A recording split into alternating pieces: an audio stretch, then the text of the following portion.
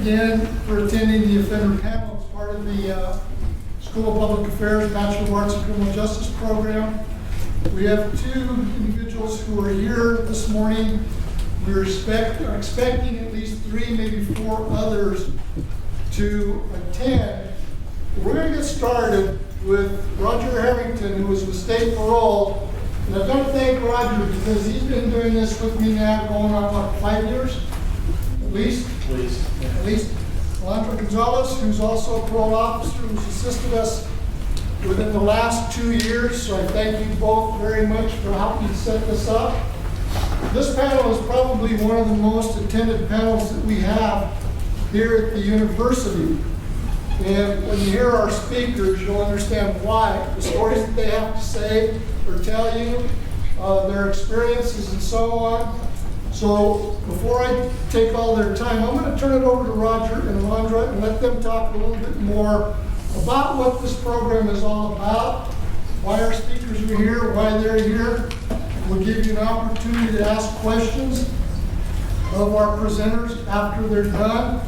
And again, we've got a couple more coming, so I got a call from one who's on his way from Denver. So as they show up, we'll get them on stage too, but I'll turn it over to Roger and Alondra.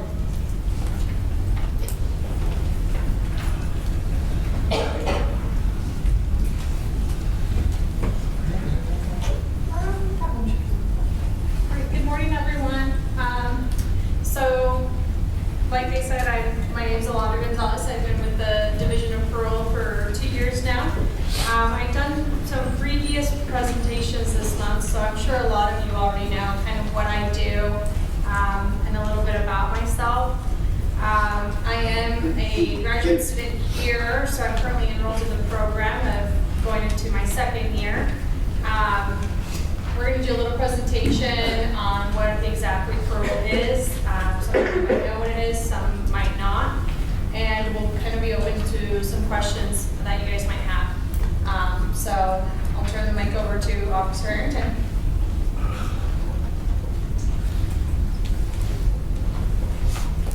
Can everybody hear me okay if I talk loud?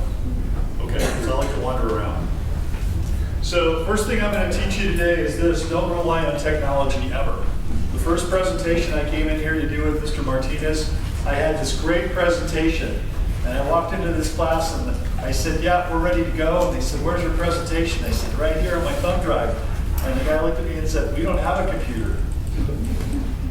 So what does that mean? That means don't rely on this, especially if you're going to work in law enforcement. Trust a pencil and paper over a thumb drive or a piece of technology. When I was a kid, we didn't have computers in the cars. Now you do. What happens if the computer crashes? You just sit around and look stupid because your computer doesn't work. So don't ever rely on your technology. Fortunately, we got it to work today, although I'm not sure exactly why we have a bug on the screen. But anyway. All right, so my name is Roger Harrington. I'm actually a team leader with Parole. It makes me a first-line supervisor. If you're looking at street cops, I'm like a sergeant. I've been there 10 years. I currently oversee the sex offender unit. Alondra is one of my officers. She works for me. We supervise violent sex offenders and sexually violent predators, as well as other people. I will, for the record, tell you that fortunately none of these people are sex offenders. You'll better know? Okay. So, but they are both parolees. I got 2 more who are on the way, hopefully. They are here for free to speak to you, and this is a rare opportunity that you have to listen to some firsthand accounts of what the criminal justice system does for you. We as a society have some great challenges. Some of you may want to be prosecutors, some of you may want to be police officers, and I got to tell you, it's really simple to push somebody into the criminal justice system. It's real simple to shove them through the front door, and they go off to jail or prison, and you go, great, I'm done with that. Guess what? They're coming back out. So what happens on the other side of that door affects outcomes in more ways than you can begin to imagine.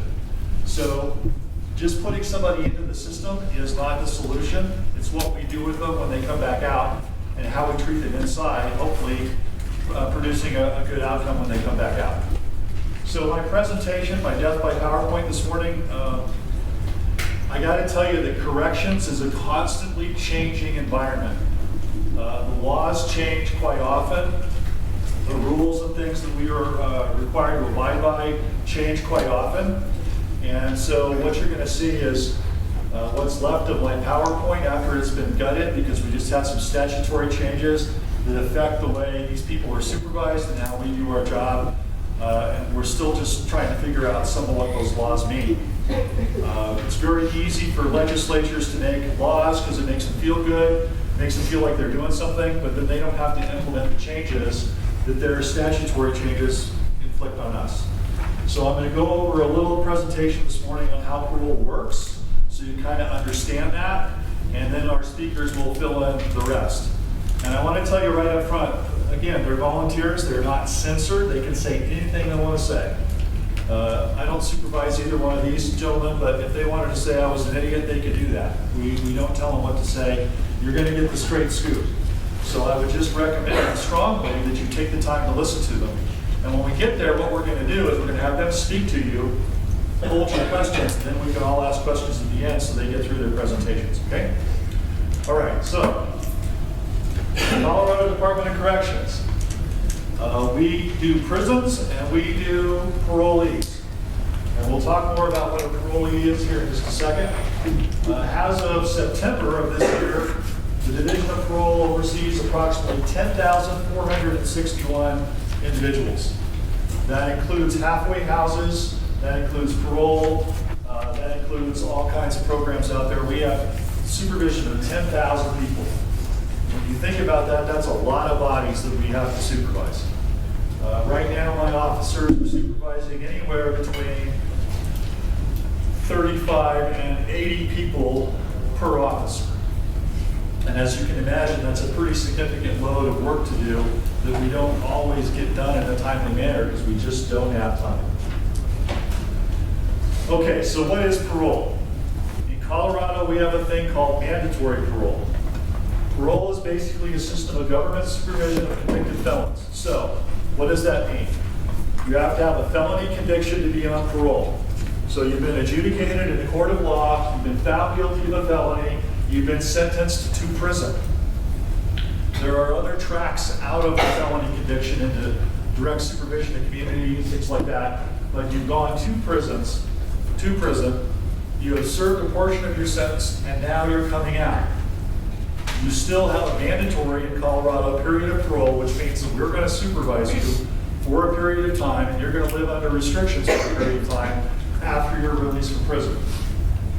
In Colorado, it's mandatory, which means that the statute says that you're going to go to prison according to the court finding. If you're found guilty, you're going to go to prison, you're going to serve a period of that, and then you will have a mandatory period of parole after that, regardless of when you're released. And that period of parole, we'll talk about how long that is in just a minute. So, every time a trial judge imposes a sentence for a class 2, 3, 4, 5, or 6 felony, remember the lower the number, the more severe the crime, they are required to participate in parole after their discharge. The individual must successfully complete his period of parole, and then at that time, when he's done with that, he will be allowed to go out and have any more supervision. So, this is the way it works. If you're convicted of a class 1 felony, that's typically murder, kidnapping with serious bodily injury, those kinds of things, there is no parole. The judge can sentence you to life without parole. Class 2 felonies, 5 years of parole. Class 3 felonies, 5 years of parole. Class 4 felonies, 3 years of parole, and so on. Class 5, 2, Class 6, 1. So what that means is regardless of how much time you spend in prison, if you're convicted of a felony, you're going to spend that much time on parole based on the class of felony, and that is set by statute. Now in Colorado, we have this thing called drug felonies. We're treating drug crimes a little differently than we treat other crimes. So those are actually classified differently in the statute. You're going to see drug felonies described as a DF1, DF2, and so on. That doesn't really correspond to what they used to be in the statute in terms of what class of felony, but that's the way they're in statute now. So for a DF1, you're going to get 3 years of parole, DF2, 2 years, 3 and 4, 1 year. Again, it's mandatory. There's no way out of parole in Colorado right now if you've been convicted of a felony. does have the ability to institute what they call discretionary parole. So what that means is that they can look at you while you're still in prison and determine that they can release you early. You're going to have to serve at least a portion of your sentence. But at that point in time, the parole board will evaluate you, they will have a hearing, and they will determine whether or not they're going to let you go. So if you have, for instance, a 10-year sentence and you serve half of that, 5 years, the parole board has the discretion to let you go early. It's totally up to them based on your behavior and circumstances of the case. They don't have to let you go, but they can. So the way this works in Colorado is that we have the executive branch of government, right? All your poli-sci students, right? The executive branch, which is like the governor and his cabinet. The director of the Department of Corrections is a cabinet post in Colorado. So he works for the governor, okay? The governor then appoints members to be on the parole board. So they don't work for the Department of Corrections and we don't work for them, but they are all appointed by the governor to terms of service, and they serve the parole board. They're paid employees, but they serve the parole board, and they're the people that get to make these decisions. So at some point in time, they'll determine that the offender is eligible to be released. They will have an evaluation of him, and they will conduct a parole hearing to determine whether or not he or she should be released. They can keep you, or they can let you go. It's totally at their discretion. So, before you come out of prison, there is a process, a pre-parole process. 90 days before you're eligible to be let out, you have a case manager, and that case manager has to come up with a plan.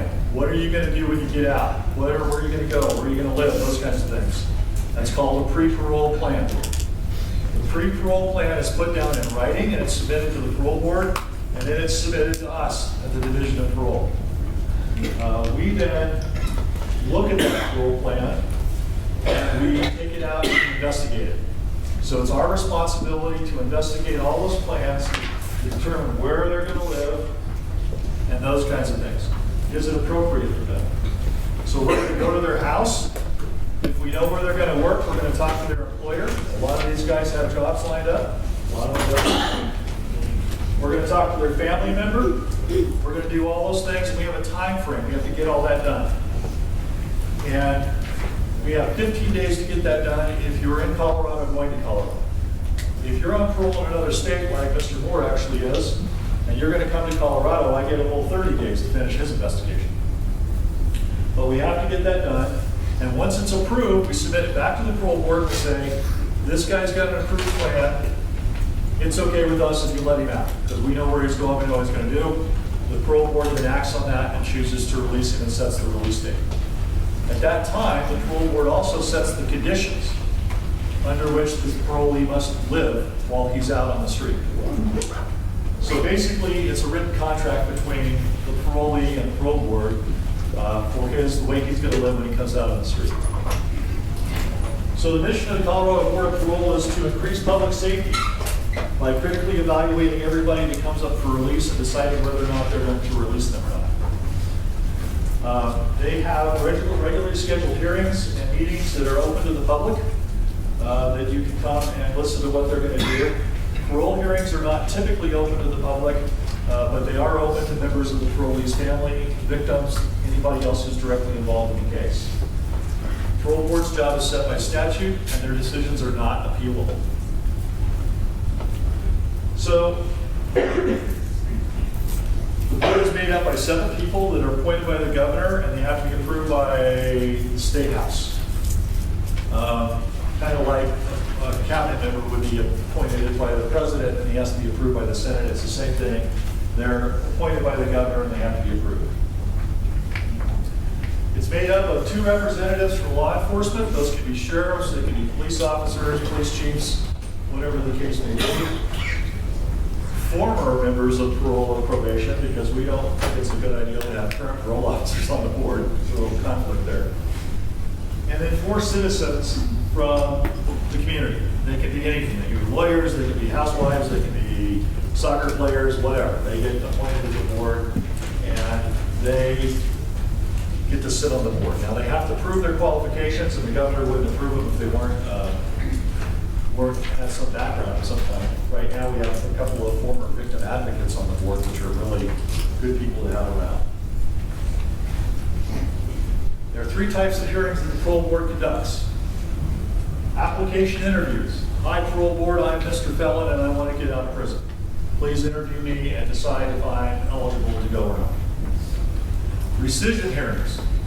This guy was granted parole, but before he actually got parole, he did something stupid and we want you to take it back.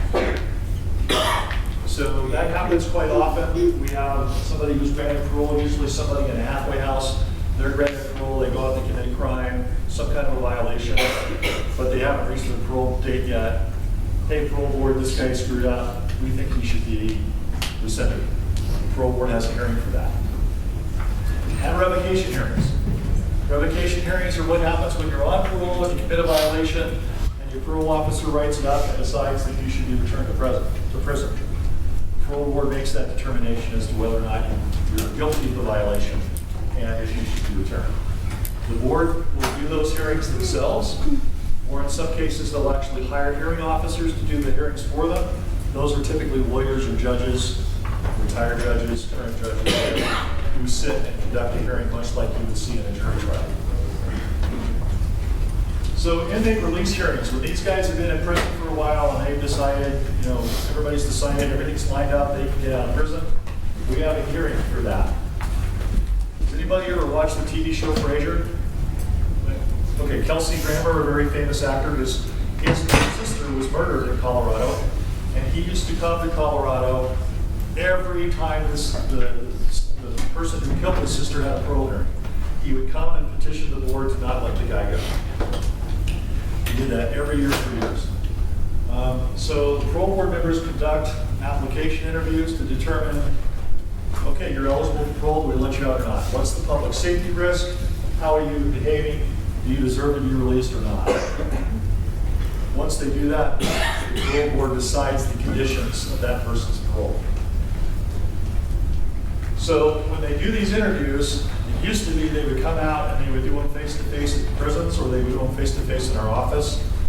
Now they're doing them video conference because they're saving millions of dollars by not having all these people drive all over the state to every prison and every office to do a hearing. So now if you were on parole and you were to have a hearing, you would sit in a chair and watch the TV screen and somebody would talk to you. So, typical parole conditions. What are you required to do when you're on parole? This PowerPoint's been gutted because they just passed a couple of laws that changed a lot of this. But it says parolees will be directed and supervised by community parole officers in 2 divisions of the Division of Adult Parole, supervisors of adult parole. So, we are police officers. We are state sworn peace officers. We have arrest authority, the same as any peace officer does. We can arrest anybody for anything because we have that authority, but we limit the scope of what we do to parolees and people around us, parolees. So if we walk into a house and there's a parolee there and there's somebody else there and they're wanted, can we arrest another person even though they're not on parole? Yes, we can. But they're required to obey our directives, which are really the parole board directives, while they're on parole. Understand that unlike probation officers, parole officers, at least for now, still have the power to arrest people. The parolee will abide by all the conditions set forth in the parole agreement. So when he gets the conditions, his parole agreement from the parole board, he's required to read it, express an understanding of it, and sign it. And he's held to those conditions, so it's just like a written contract.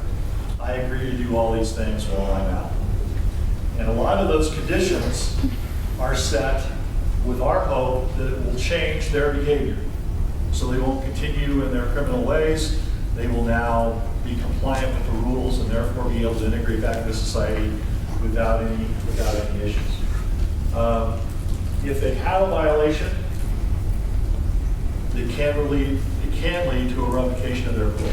Again, this just changed again in the last 2 months, but it still can lead to a revocation of their parole, which means they could conceivably be sent back to prison. So, parole supervision is a condition that is put on them by statute, and then their conditions are issued by the parole board. So it's released prior, or made prior to their actual release from prison. Case manager or an officer will walk in and say, okay, Joe, here's your parole agreement from the parole board. This is what you're going to have to do. He signs it, he's on his way to discharge. He refuses to sign it, he stays in prison until such time as he sees the parole board again. Common conditions were, upon release, you must report to the parole office immediately. You have a lot of people that get out of prison, we just never see them again. So that's for the first condition, you gotta show up. Number 2, and this one has just changed, you have to have a place to live and you have to tell us where you're living. You can't move without telling us. That was the rule. And you shall not leave the state of Colorado while you're on parole. You have to obey the law while you're on parole. A lot of people don't get that, but that's actually a condition. You have to write that down and tell them that.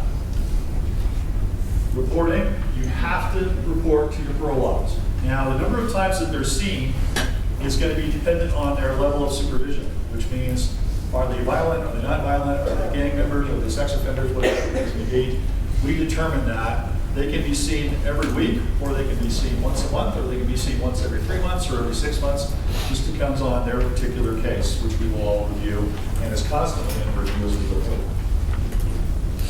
But if you're told to show up, you're going to show up. If you're told to do something, you're going to do it. If not, then it's a reporting violation. You didn't do what you were told. You're not allowed to use or possess weapons. Obviously, if you become convicted of a felony, you lose your right to own a firearm under federal law and under state law. You can, at some point in time, way down the road, petition to get those rights back, but they're taken from you at the time of your conviction.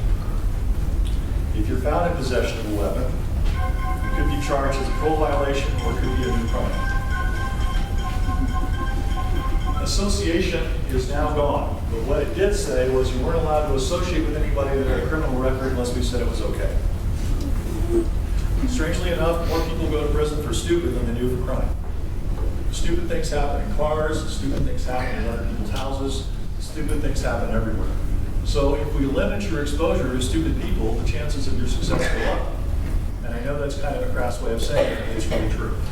We have found that when we limit their contact with other criminals, their likelihood that they're going to leave that goes down. That is now gone. We can't tell them who they can associate with them. Employment, you got to have a job and you got to prove to us you're working. There's several reasons for that. One of which is that they have probably restitution to pay, they have child support to pay, other things to pay, and they can't do that without a job.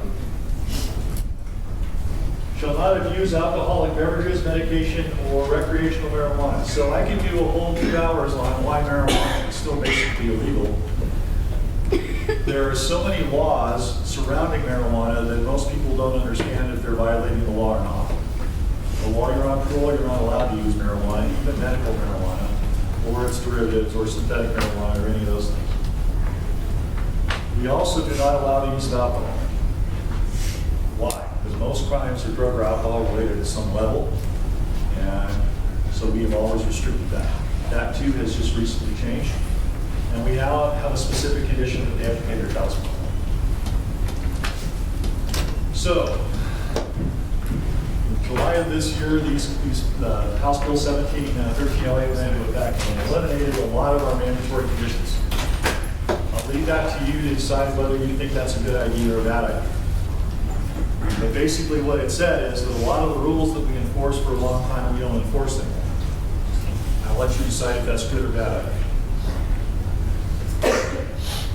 So, we no longer care about restitution payments. We used to enforce that. They had the potential to have a parole revocation if they didn't pay their restitution. What does that mean? If you're in a case with somebody, the court finds them guilty, orders them to pay restitution. You don't get any money. Did you know that? You don't get any money. The court doesn't write you a check. There isn't a big bank account in this guy that says, oh, you won your case and you're going to get $12,000. Nope, ain't going to happen. Unless the person that did it pays you. So if you go to court, you sue somebody, the court says they owe you $12,000. Nobody writes you a check. The court says they owe it to you. It's your responsibility to go get it. Or find a way to go get it. Same with parolees. I have parolees that have hundreds of thousands of dollars in restitution because of a crime. If we don't order them to pay it, are they going to pay it? So what does that mean for the victim? So we can no longer enforce paying a restitution. We decided that's good or bad. Okay, so used to be that we had to know where they were living. Now they don't have to tell us where they're living. If we go to the house and they're not there, we cannot immediately start processing them as an absconder from parole until certain conditions are met. How do you supervise somebody if you don't know where they are? I'll let you decide if that's good or bad. Drug testing is no longer mandatory. It was up until July mandatory for every parolee. The new law is not retroactive, so the ones that are on the old conditions will continue to do drug testing, but everybody new that's coming out on parole will not have to do drug testing. You tell them they can't use drugs or alcohol, but we're not going to make them do drug testing. Unless the parole board says they have to. Let you decide if that's good or bad. The association rule is gone. They can hang out with whoever they want to. Now, I need to put a caveat on that, is that we still retain control over who sex offenders are allowed to be around. We can't do that with everybody else, but we still have that ability to do that with sex offenders. And believe me, it's a good idea. Okay. Used to be that they had to submit to drug testing, and it was at their own expense. Again, that condition has gone away. If we have, as an officer, reasonable suspicion, we have reason to believe that they're using drugs or alcohol, we can request that they do a drug test one time. If that drug test comes back positive, then we can ask the parole board to make their drug testing mandatory for the rest of the time. And at the same time, if they're using, we think maybe it's a good idea that they have treatment. So we'll recommend that. But as of right now, that has been taken out of the conditions. So, this is an ever-changing world that we live in. We can supervise people to an extent, but we're only allowed to do what the law tells us we can do. So at this point in time, we are in a state of flux where our supervision standards are changing because the law has changed and we still don't know what some of it means in terms of ramifications. So if you're looking at a job in corrections, whether that be in prison, rehabilitation, case manager, whatever the case may be, drug and alcohol counselor, just understand that a lot of things continue to change, and the world that you live in today may not be the world you live in tomorrow. That may be good, that may be bad, you'll have to decide those things. In terms of these guys, it's very frustrating for a parolee to come in and be said, these are your rules. Oh wait, they changed. So it's very difficult for them to be compliant if they don't know what the rules say. Okay? So just understand that as you see your legislatures and people changing laws that directly affects them, it may be relieving some of the pressure on them. Is that really a good thing for public safety, yes or no? You're going to have to decide that. So right now, because of our changed standards, the number of parole violations has gone down. Is that surprising to anybody? If you stop enforcing rules, then violations don't occur. Change the definition of rule, and that changes. So right now in parole, we have two things that we do on a regular basis to try to institute change. The first thing is we use a tool called motivational interviewing. And that's a way to talk to offenders and encourage them to do better. The second thing we're doing is a thing called EPICS, Effective Supervision for Parolees. And EPICS basically is an opportunity for us to interview people and inject behavior modification techniques as we go along. So the way you change behavior is you sanction bad behavior and you reward good behavior. Does that make sense? So in EPICS, we try to sanction bad behavior and reward good behavior. So if you're ever driving down the street and you see a police car off on the side of the road and they're running radar, what are they doing? Anybody know? What's their reason for being out there running radar? anybody. They want you to stop speeding, right? If you think there's a guy out there with a radar gun, why do you not speed? You don't speed because you're afraid of a sanction. You're afraid of a ticket. You're afraid of a penalty. So because they're doing that, you slow down. Their action causes you to change your behavior. And when you change your behavior willingly, we call that voluntary compliance. I'm obeying the law because I don't want to get a ticket. So, as we try to intervene with parolees, we want to encourage them to do the right thing, and there has to be something there that they don't like or they don't want or they're afraid of, that sanction that's going to change their behavior. So we have to work with them to figure out ways to change their behavior, sanction that behavior, and improve the good behavior. So, if any of you are sociology majors, or you're looking that way, or psychology majors, this is a booming field in corrections, is this behavior modification. We don't hire parole officers just because they're cops anymore. We hire them because they have an insight into people, they're good with people, and they can work with people to modify their behavior so we can avoid them going back to prison. Because really our job is hopefully to work with people and get a positive outcome, which means they don't go back to prison, they don't commit new crimes. All right? Now there was more to that presentation, but we cut it off because it's going to change now. And we wanted you to have time to listen to our speakers. So you're going to take over, I guess. Okay. So let me just say this. Remember, if you would, just for the sake of flow, if you would save your questions till the end. Now, we're not going to censor them and tell them what to say or not to say. What they're going to do is tell you who they are, why they went to prison, and some other things about them, what they learned in prison, what they did in prison. When you ask your questions, you can ask any question you want to. You can ask anything you want to, right? But since I'm responsible for these guys and I like them, I put some rules in place. Here's the rule. I ask you to ask your question respectfully. No insults, no profanities, just ask them a good question. Because they're here on their own, and they're here to help you, I've already told them that if they're uncomfortable, they don't have to answer a question. Because they're here on their own, okay? They're going to try not to do that. They already told me that. But ask a respectful question and you'll get an answer. If they're not comfortable, they don't have to answer it, and that's okay. All right? Okay. All right, we're going to get started with our speakers. I'm going to turn it over to Mr. Medina first. We'll go here and then go to his left, and then we'll go over to our right. Okay, I'm gonna stand because it's just a little bit like that. First of all, my name is Esteban Medina. I got a slide. Okay, so let me yeah, first picture in there. I was 17 years old and I just got out of Glen Mills school. It was a place in Pennsylvania. They said kids. I spent most of my juvenile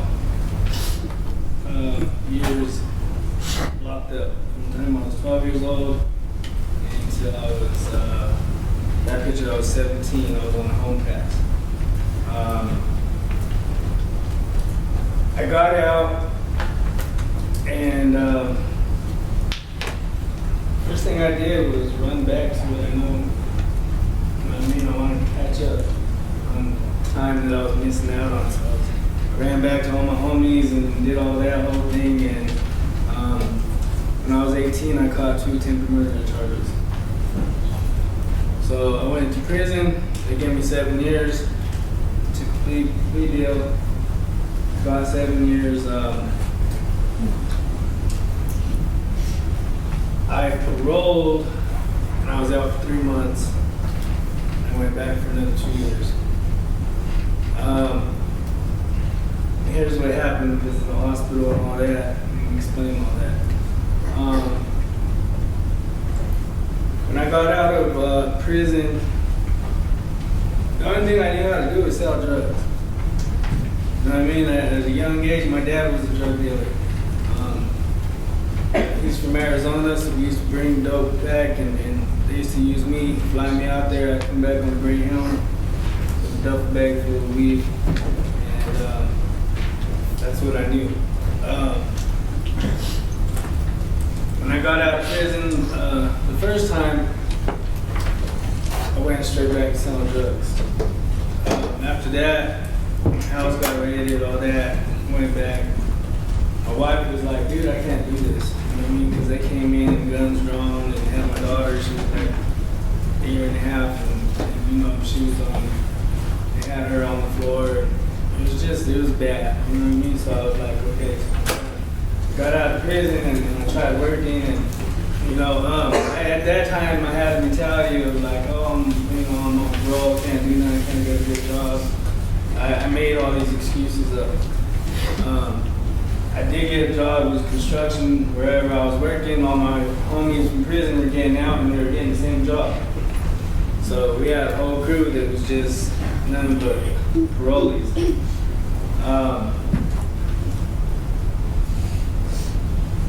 Life hit me. You know what I mean? I was used to a routine, a daily routine. Waking up, going to breakfast, you know, going to the gym, doing that, just knocking that out, and that was it. Lockdown and all that, I was used to that. So when I got out and had to get a job, it got hard. You know what I mean? They were paycheck to paycheck, and bills, and wife was like, dude, we need this, we need that. And I'm like, dude. In the back of my mind, I was like, I could just go get some dope, flip it, sell it, and go back, you know. But the last time I got raided, you heard my daughter scream the way that she screamed when the police came in. I made a promise I would never do that. You know what I mean? But it was hard. I started drinking, and to cope with things. You know what I mean? I started drinking and getting high and doing all that because it was just easy. It numbed the pain, and, you know, it took my mind off of the things. And before you knew it, I got addicted, like, quick. And I was out of prison for 4 years, and within that 4 years, I completely destroyed my liver. I went to the hospital, and the doctor seen my eyes, the nurse seen my eyes were yellow. And she was like, you're a liver failure. They did some blood reports or blood tests and stuff like that. They came back, and I pulled my wife out, and they said, your husband's not going to leave this hospital alive. He's dying. Alright, so then they come in and they tell me the same thing, and you know, like, they said, start making preparations for your funeral. Now, at least you could set it up the way you wanted. And that night, you know, my family was there with me, and they left. They went home that night. And that night, I was just thinking, I was like, damn, I wasted 18 years of my life. What? For a reputation, for a name, for, you know what I mean, a status. This is where I ended up. All kinds of things were going through my mind, which is, you know what I mean, like, that was the worst night. They had this dude that came in, and he was in the ICU with me, and he was like I would call him my cellmate, because that's what I was used to, you know. But like, he was in my room. About 4 o'clock in the morning, they had a Coke Blue. I heard a stampede in the hallway, you know what I mean? All these people running through. They had the curtain separating his bed and my bed. I heard all these doctors working on this dude, and, you know what I mean? And then all of a sudden it got quiet. I mean, and it was a silence it was a scary silence. You know what I mean? And it was like so quiet, dude, you could hear a mouse fart if you did. And the nurse came in, and she came to my side, and she goes, that's gonna happen to you next. Like, that's what's gonna happen. And she said, and it's better if you let us put a DNR bracelet on you so that we don't have to do it, because if we come in, you know, and we have to try to do this to you, it could hurt you, it could mess you up, it could break some ribs or something like that, and you don't want your family to see you like that. So it's best that we just let you go. So I was like, all right, go ahead. My wife came in the next day, she seen it, and she's like, what's that? And I told her, and she was like, bleep, and she made me take it off. And I had a 5% chance to live for 3 months. The doctor spoke death on me every single day. During this time that I was in the hospital, though, I was reflecting on my life. You know what I mean? All the time that I spent in jails, everybody's like, when they turn 18, that's a big thing, you know. Or I was in jail. 21, you know, I was in jail.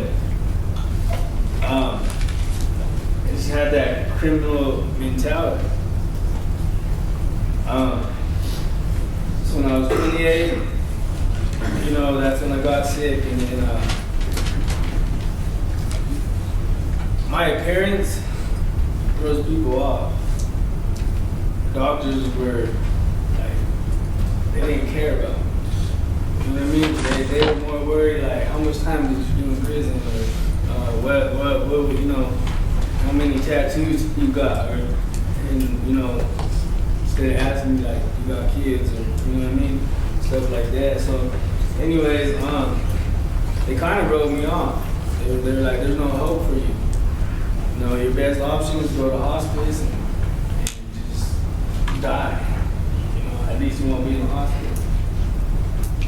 I was never a religious person or anything like that, dude. You know, I used to sleep, you know, I had a Bible in my cell all the time.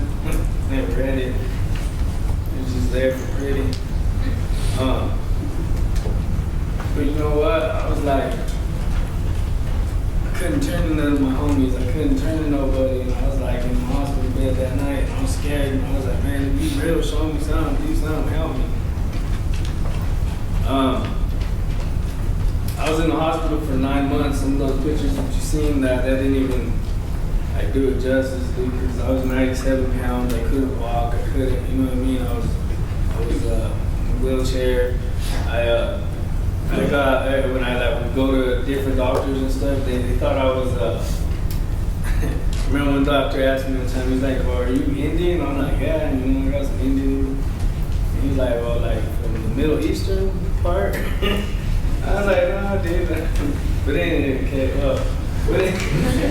I was like, "Geez," you know what I mean? So I guess I looked like Ethiopian because I was so dark and purple and green and stuff like that. But I never really, you know what I mean, got the opportunity to value life. You know what I mean? From coming from a broken home and seeing abuse and drugs in the house, and my dad got addicted, and you know, it was a trip. I hated my dad. You know what I mean? And I used to always tell myself, I'm never going to be like my dad, but I ended up turning out just like him, and if not worse. I got 3 kids, 3 beautiful kids. I got that little boy that was sitting there with a big old smile. That's my little mini-me. You know what I mean? And check this out, like, I had all this, I had my family, I had all this, and my mentality was so messed up that I would put them on the back burner and run to my homies. I mean, I go to jail, my wife would be coming to visit me all the time, boom, boom, boom. As soon as I got out, boom, I went straight to the homies. You know what I mean? So it was like, I was messed up. And it just broke my heart because at the time, you know, that I was dying, my little son, he was 3 at the time, he was like, "Dad, come home so I can give you a sucker punch." And it just broke my heart because, like, man, look at all this time I wasted. You know what I mean? I could have been spending with my kids or loving my kids and doing these things. And my mom, I resented my parents. You know, because I remember when I was sitting in the cell when I got to prison when I was 19, and I was sitting in the cell and I was like, man, if my mom would have disciplined me or told me no or did something, then I probably wouldn't be here right now. You know, and I hated my dad and all that, and I just, you know, I always had an excuse for something, but that was like the main thing, and I had a lot of bitterness and unforgiveness, but that opened the doors for like the addiction part to come into my life. You know what I mean? Because I always had to sob story. And anyways, February 15th, they did a cold blue on me, a heart stop. And I guess it was the same routine. I remember the nurse coming in. I was like paralyzed, and I was trying to scream or yell or say something. Nothing was coming out. And I remember the nurse going like this to my chest, and I was like couldn't breathe and just tripping out. Everything just turned out. Like lights turned off. I seen the light.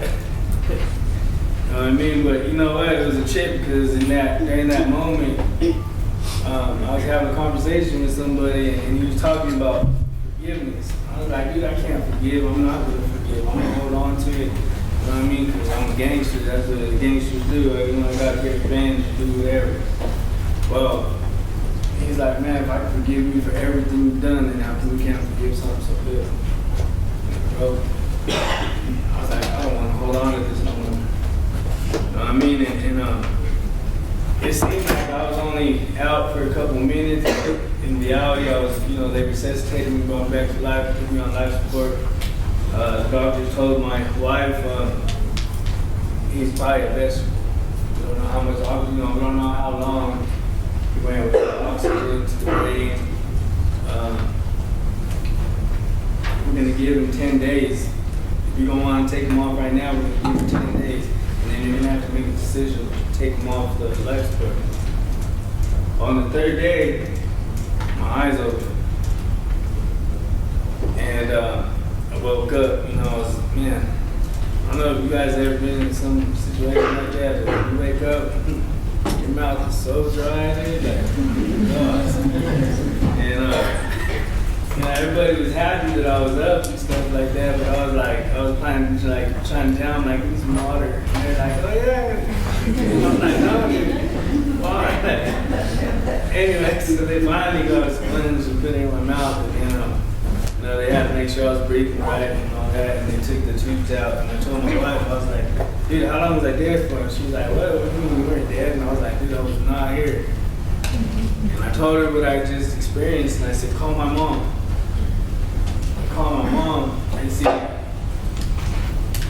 every opportunity that I had when I was around my mom, I put her down, cut her down. I made her feel like she was this big. You know what I mean? Hurt people love to hurt people. So I would always hurt my mom. Call my mom, and I was like, Mom, I just want to let you know, dude, I'm sorry for everything I've done to you. And I want you to forgive me, and I want you to know I forgive you. And I swear, dude, I felt something lift off me. I felt that burden be released. And it felt good. So I was like, call my dad. I ain't talking to my dad in years. Called my dad, and I was like, dude, I'm sorry, for everything I told you. Because the last conversation I had with my dad was when I got out of prison. And I was like, dude, if I see you, he's like, well, I want to see you. I said, dude, you don't want to see me, because if you see me, I'm going to smash you. And I forgave him. You know what I mean? And again, I felt another burden be released. It felt so good, dude. I was just trying to think of anybody else I could call, you know what I mean? Who did I do dirty here? You know what I mean? Somebody, let me call somebody else, but it just felt so good, you know what I mean? So I let go of all that. You know what I mean? And again, the doctors were coming in, here's your liver score is the highest we've ever seen. You're not gonna make, I don't even know how you're alive. You got my liver score was 47. My mouth score. And I don't understand all that talk, but it's high. And I should have been dead. My liver, my kidneys, everything was failing. But anyway, so on July 9th, 2009, well actually it was for July second, I had to go. They used to let me go home for a couple days, and I get real bad and swell up, and then the toxins would go to my brain, and I would just like flip out. So my wife would drive me back to the hospital. Well, anyways, on Valentine's Day, she took me to the hospital, and they were like, "Look, dude, we're gonna have to keep you." And I was like, "Man, I ain't trying to be here." I was tired of the hospital already. Well, February 15th is when my heart stopped. And, okay, wait, I gotta go step. We're talking about July 9th. So July 9th, right? Well, okay. While I was there in July, I had to go in front of a board of doctors or people and tell them why I deserve a chance. Or why do I deserve a liver? You know what I'm saying? I'm like thinking, like, what can I possibly tell them? Be like, you know, I got a porter's certificate for prison. You know what I mean? I'm not a show, I'm not a push a broom. Never did anything positive in my life. I just went in there and you know, it was just like bored, like this was bored, and I'm sitting right here, and I was like, look, man, I've never done anything good in my life. I said, but this has been a life-changing experience. I don't want to die. I want to be here. I want to be a father to my kids. And I just want that second chance. So they're like, okay, you know, we'll let you know. We'll talk to you, we'll let you know. I don't know why, but it's like weird because everything was like in 3 days. I woke up in 3 days, and then in 3 days, you know, after they told me, okay, well, you got to prove you're on the transplant list. You know, we got a letter while I was in the hospital. We're all happy, you know. I'm like, oh yeah, thank you, God, and all this and that, you know, I'm happy. And the doctors come in, they're like, congratulations, Mr. Medina, but don't get your hopes up because you're probably gonna die waiting for it. He's like, there are people that have been on the list for years, and you know, chances are you're gonna die before you get it. So that, you know what I mean? It was like up and down all the time. So I was like, I'm not gonna die, dude. You know, I have faith. And anyway, so 3 days later, after I got accepted on the transplant list, I got a liver, which is amazing. It was like a miracle. You know what I mean? So, I still had a DUI charge pending, right? And they would not dismiss it. They're like, the only way we're gonna dismiss it is if you show us the death certificate. They're like, dude, he's terminally ill, like, let it go. And they're like, nope. And so anyways, after I got my transplant, you know what I mean, my wife, I had to take me to court. I'm in a wheelchair, 97 pounds. I was looking like Splinter. You know what I mean? You know what I'm talking about, Splinter, the little rat. So she pushes me in there. You know, the judge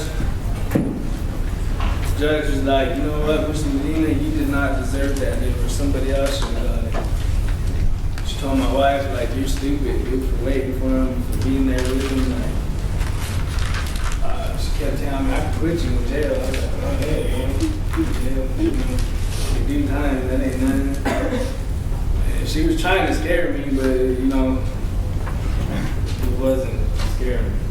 My wife was broke. She's like, I can't believe, you know, she was talking to me like that, or telling me. But I've been told things like that my whole life, so it didn't faze me. So she put me on an ankle bracelet and sent me home, which was cool because I needed to recuperate, you know what I mean? But I always had a dream, like I wanted to always work with kids. At a very young age, I seen at 13 years old, I seen one of my friends shoot himself in the head. I seen a lot of violence growing up. I've seen people get shot right in front of me all at a young age. And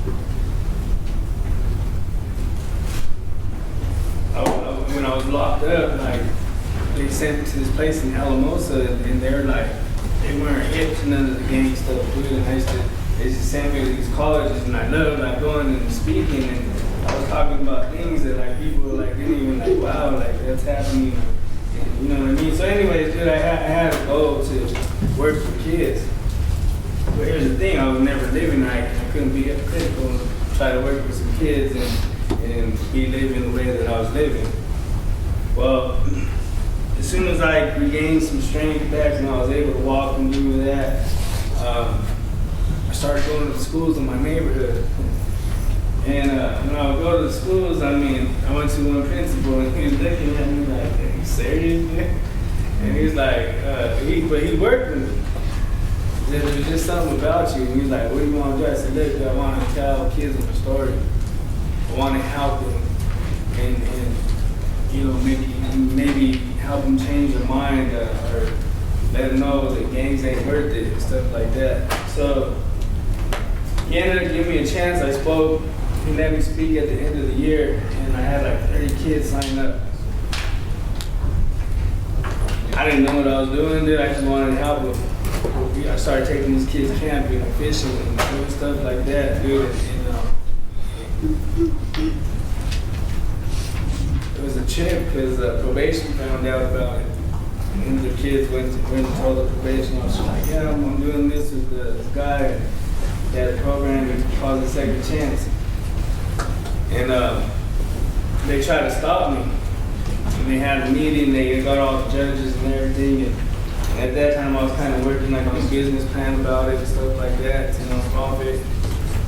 And I went in front of them, and I told them, look, I want to use my past to help these kids. It backfired on the people that were trying to stop me because then it opened the door to get me into the judicial system.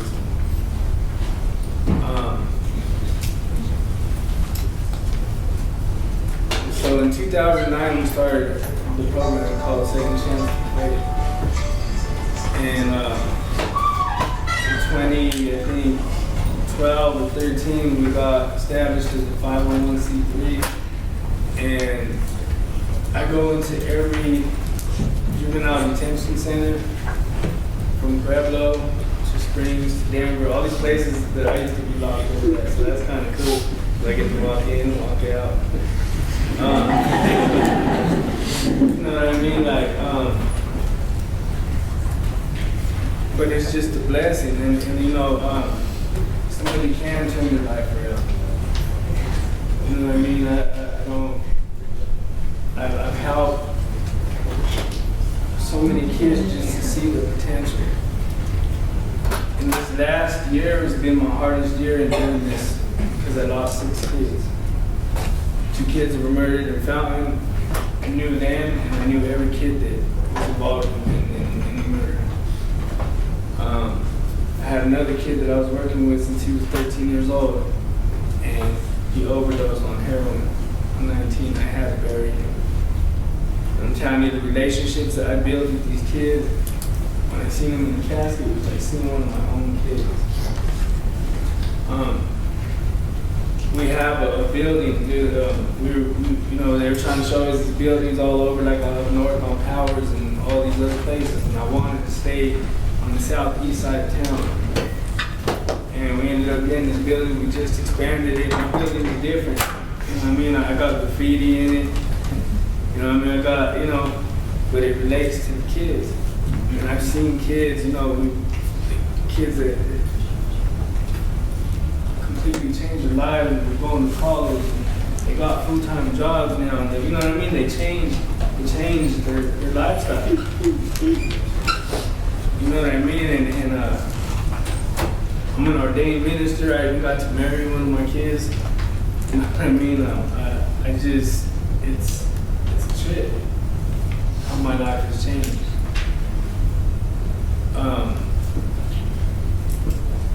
And it's just a blessing to be able to build these relationships. Like people like me, when I see somebody like me, I'm comfortable.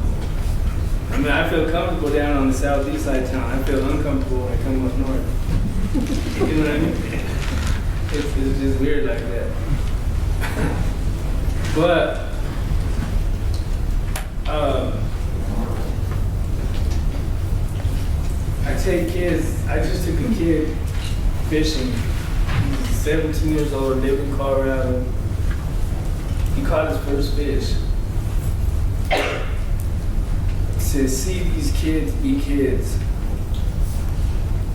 is what's awesome. You know, just a little bit on him. His dad died. His mom's addicted to drugs.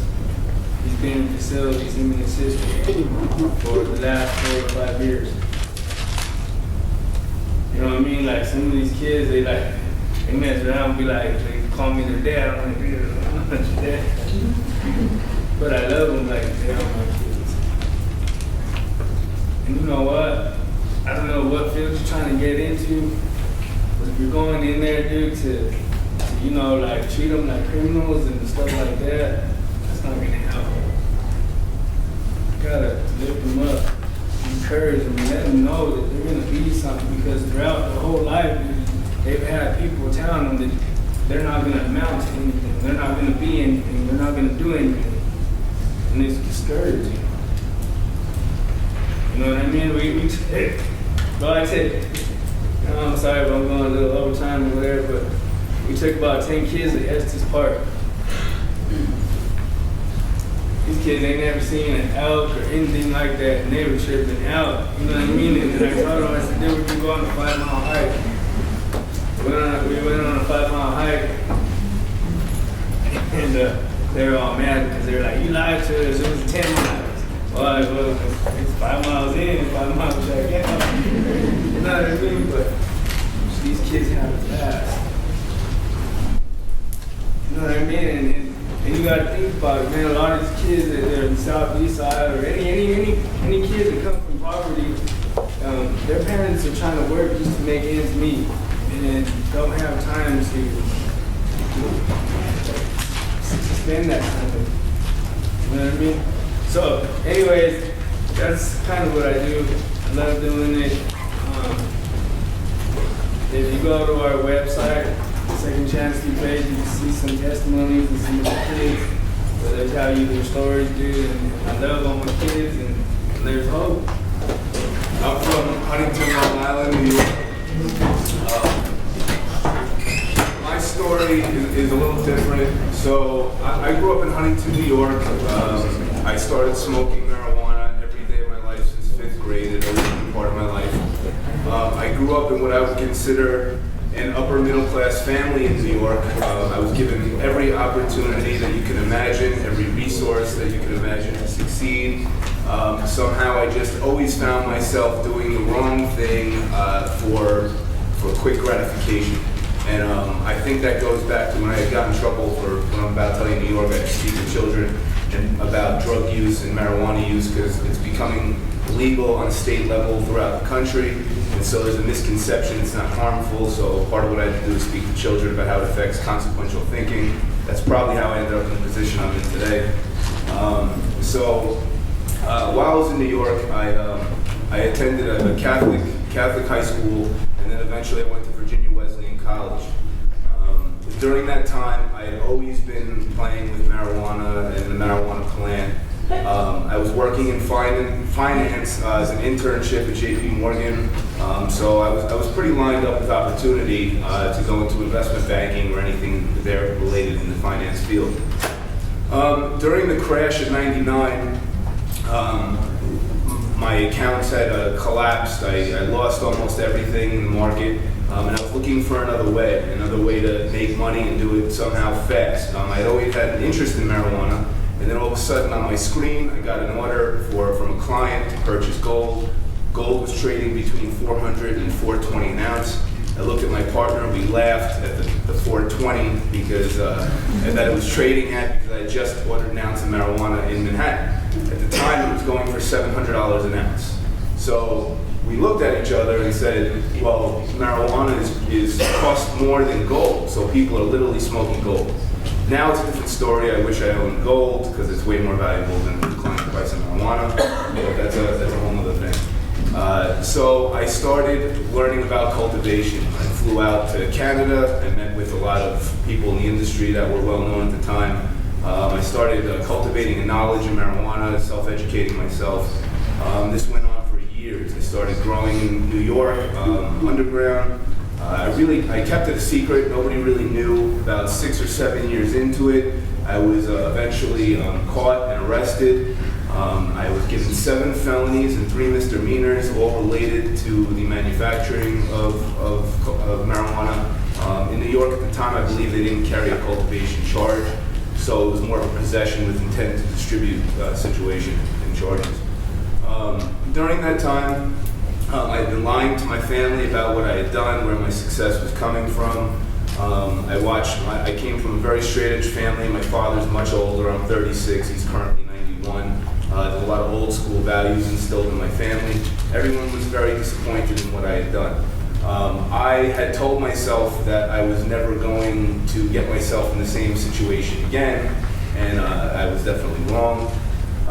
So during that time, I was placed under intensive supervision probation, where I wasn't allowed to leave the county.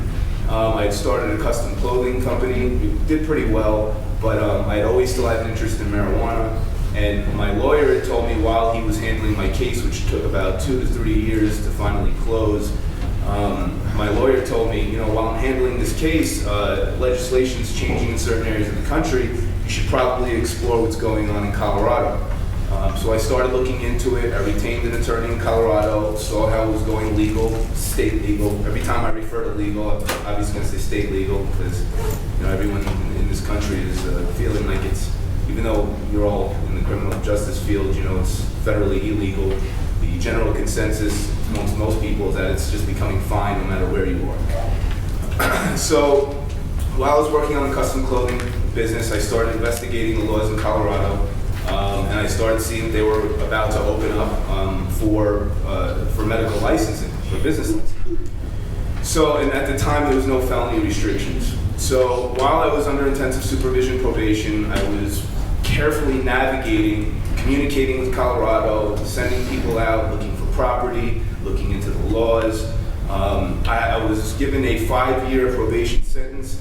I completed it in 1.5 years with good behavior. I never messed up on drug tests or did anything wrong or to violate my probation. So during this time, I managed to get licensing and everything I needed done for Colorado. I raised a couple $1 million from investors. I found a property. I got licensing in place. I found a Colorado resident who was able to hold license. And I orchestrated all this, and then once my probation was up, I moved to Colorado. Still gung-ho, full of energy, excited. I had an opportunity in this industry. I felt like it was meant to be. The fact that I had, from an early age of 19, 20, all the way to, at the time, I was around 28 years old, I felt like I was about to make a future in this industry because I'm good at it, and I love the science behind it, and I thought it would be a good move. While I was out here, I was accumulating debt, burning through all my own savings, getting the business going. About 1 year into it, obviously, you know, lobbyists create the laws, and I joined a group where we hired lobbyists that helped create House Bill 101284, which allowed medical licensing and gave us the program that we have today. So during this time, while I was excited and moving forward, law enforcement lobbyists were losing a lot in court. They were losing a lot to the marijuana lobbyists and to the voters. And they came down with a rule a year into it that no felons would be allowed in the industry, even though that law did not exist prior. So once that hit, it created a bunch of complication. I couldn't be on ownership contracts. I couldn't operate in the building beyond the consulting level. So it caused a lot of stress. I fought. I was awarded a certificate of relief of civil disability, which is not given in every state. It's given in New York. It allows you to get state licenses, even with felonies, if that state approves it. I worked pretty hard. There was a Senator Pat Stedman at the time who tried pushing the bill through. The bill had gotten denied once again by law enforcement lobbyists. Once that happened, I found myself at a standstill. I was getting consulting contracts, but they weren't that lucrative, and it was nothing I could build a full-blown career out of without actually being able to be a badged licensed owner or even a badged employee. And the facility. At that point, I started hitting a low financially, and I started cultivating myself in a home. At this point, once I started cultivating, I had nowhere to get rid of it, not having a network of connections out here or anything, so I started sending it back to New York, and that's how I ended up in the position I'm in today. So now that it's my second time, I'm going to be facing time at this point for it. I basically got greedy, I would say in some arrogant or naive way, because marijuana has become socially so accepted and gaining more acceptance in the legal system. I took it too far. I thought to myself, well, I'm not a big player in this. Nobody's going to be too interested in coming for me. So I really did not. I was not as cautious as I should have been, and I really should have been doing it at all, and that's how I landed myself where I am today. That's pretty much my situation on the marijuana. I don't know if anybody has any questions or anything like that, but any questions? Yeah, what did you get for this second, like? Well, it's still to be determined. I'm not positive, but what I'm hoping for is roughly a year of imprisonment. So that's where I'm at right now.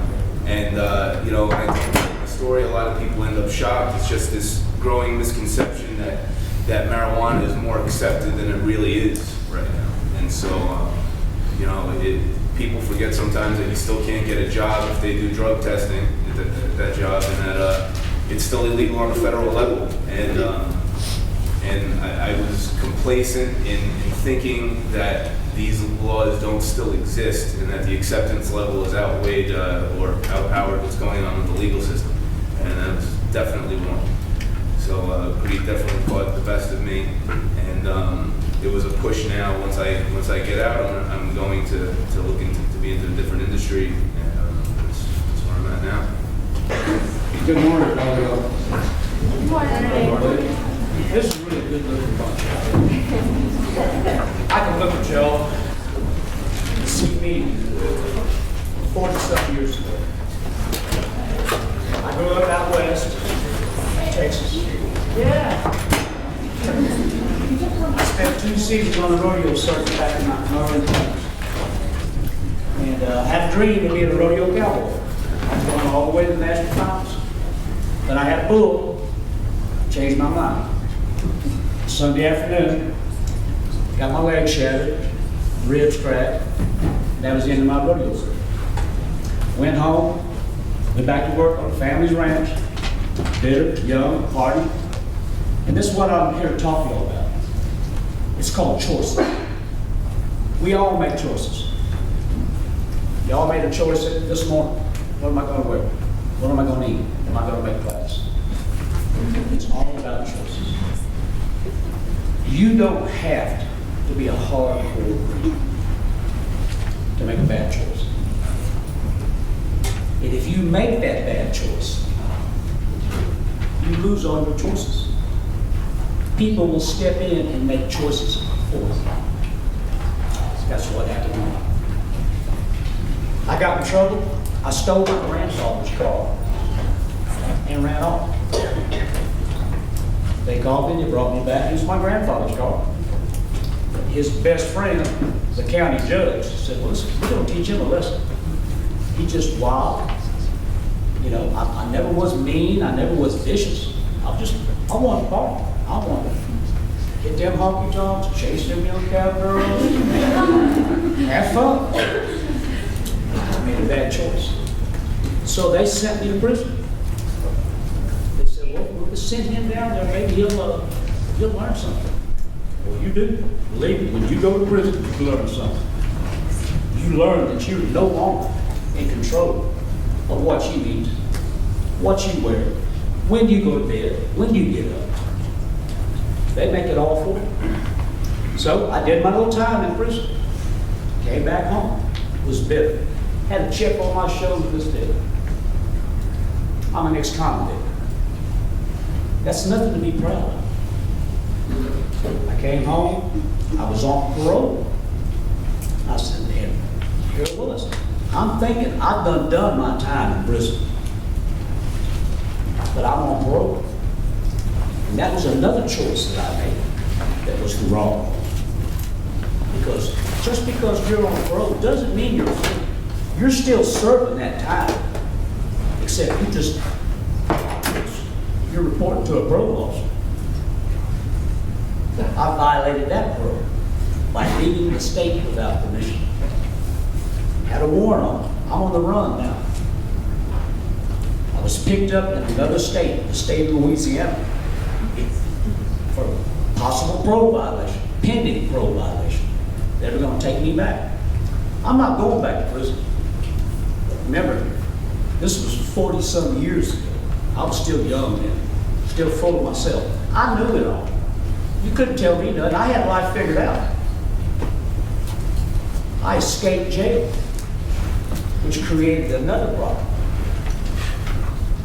Fled the state of Louisiana with another inmate that escaped with me. While we were in the state of Georgia, we're hiding from the law. A guy picks us up in a car to give us a ride to the Florida line. In my mind, I'm leaving the country. I'm going down to Key West. I'm getting down in that Caribbean. I'm just going to disappear. An old rodeo cowboy. They don't have horses in the Caribbean. But I didn't want to go back to prison. During the time this man picked us up and carried us down to the Florida line, my friend made another choice. We would rob this man. We'd take his car. We'd take his money. That would finance us getting on down to Key West so we could leave the country. We stopped to put the man out. The man grabbed his keys from the ignition. We destroyed this man's life. He grabbed his keys and jumped out. The inmate that was with me had a pistol that a friend gave him when we escaped Louisiana. He shot the man 5 times. Georgia, now this was in 1980. Georgia did not have an accessory law. Now, I'm not saying I'm innocent because I'm just as guilty as if I'd pulled that trigger. But that man died. We took his car. I assumed his identity because I had no identity. It was back in that jailhouse that I escaped from. While we were in Key West, we were arrested. Florida. I was arrested for defrauding and inking by using this man's ID to check into a motel. Okay, this man's family, when he came up missing, they hadn't even found this man's body yet because I made another choice. I chose to involve myself in this killing by being there, by not just walking away from it when it happened. I didn't kill that man, but I'm just as guilty because I chose to involve myself in it. The man's family contacted the Key West police and says, "That's not my son." The man's mother. I mean, they showed her a picture of him. "That's not my son, he's missing." Georgia Bureau of Investigation and the sheriff from Grady County, Georgia, flew down there and said, "You are not Stanley J. Sawyer. You're Jerry Moore. You're an escaped convict an escaped fugitive from the state of Louisiana and an ex-convict from the state of Texas. We'd like to know about this murder. This man's missing." I spoke too soon. It wasn't murder yet. They hadn't found the body. But while I was being held there under suspicion of this missing person, the man's body was found. We had hid him on the side of the road, covered him up in some bushes. Another choice. Okay, I was taken to court. I was expedited back from the state of Florida. The whole time, Louisiana said, "Whoa, wait a minute. We want this man. He escaped our state." The state of Texas was jumping up and down, so well, he's an ex-convict on parole. We want him. They said no, capital murder overrides everything else. Me and this individual, this other inmate that escaped, were brought back. We were tried for first-degree murder, premeditated first-degree murder. We were both given a life sentence in the state of Georgia. For the first 60 days of the trial, they were talking about the death penalty. They were going to put us both to death. Now, how I went from just a wild kid to the situation I was in then. Now, let me tell you something. The thing about, well, I don't know how much time they're going to give me. I might have to serve 10, 20 years. When they start talking about, and back then it was still the electric chair in 1980. When you sit in a dark cell and you think about how many days I've got to live before they just end my existence, you start thinking. But I was given a life sentence with the possibility of parole. The other individual, who was the trigger man, who pulled the trigger, was given life without the possibility of parole, which means he will die. I served 40 years on that life sentence. The first 10 of the 40, I stayed in trouble. In prison, I stayed in trouble. I said, I'm not going to live like this. I was still young, I still had my strength, so I escaped. I've escaped 5 times from maximum security prisons. The last one was in 1984. And you've seen these old prison movies and stuff, they got the bloodhounds out there. I've had bloodhounds run me for 3 days in the woods. When they finally run me down, I was ready to go back to prison. I was starved to death. I've been in the swamps. Mosquitoes had ate me up. But there was choices. I chose. I said, no, I'm a human being. You're not going to control me like an animal. Keep me locked up in a cell. And I fought the system. And I realized after 84 that I was the problem. And let me tell you, that's a rude way to wake up one morning and say, because it's so easy to blame everything else about your life. You know, life's not fair. Life's not supposed to be fair. We all get one shot at this life that y'all live. You got to make it count. There's no rewind. Now remember, when I went to prison in the late 70s, I've never heard of these.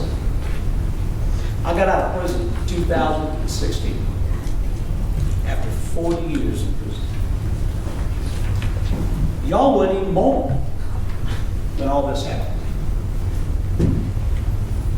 And we can ask questions later about prison.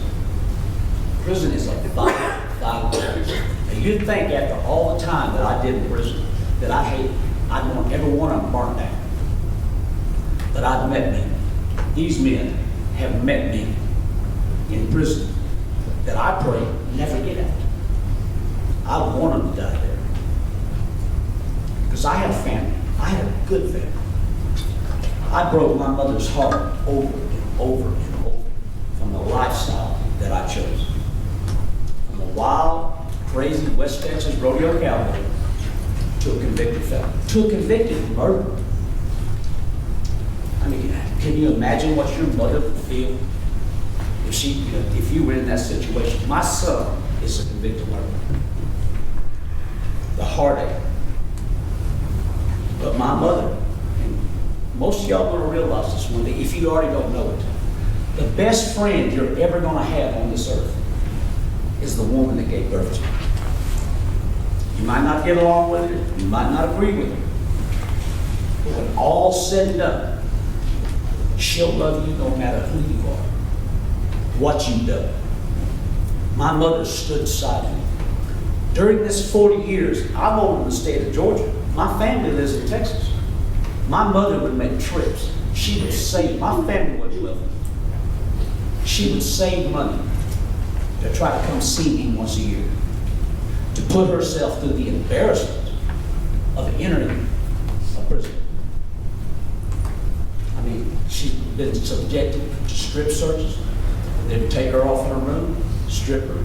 A woman officer would strip her to make sure she had no contraband.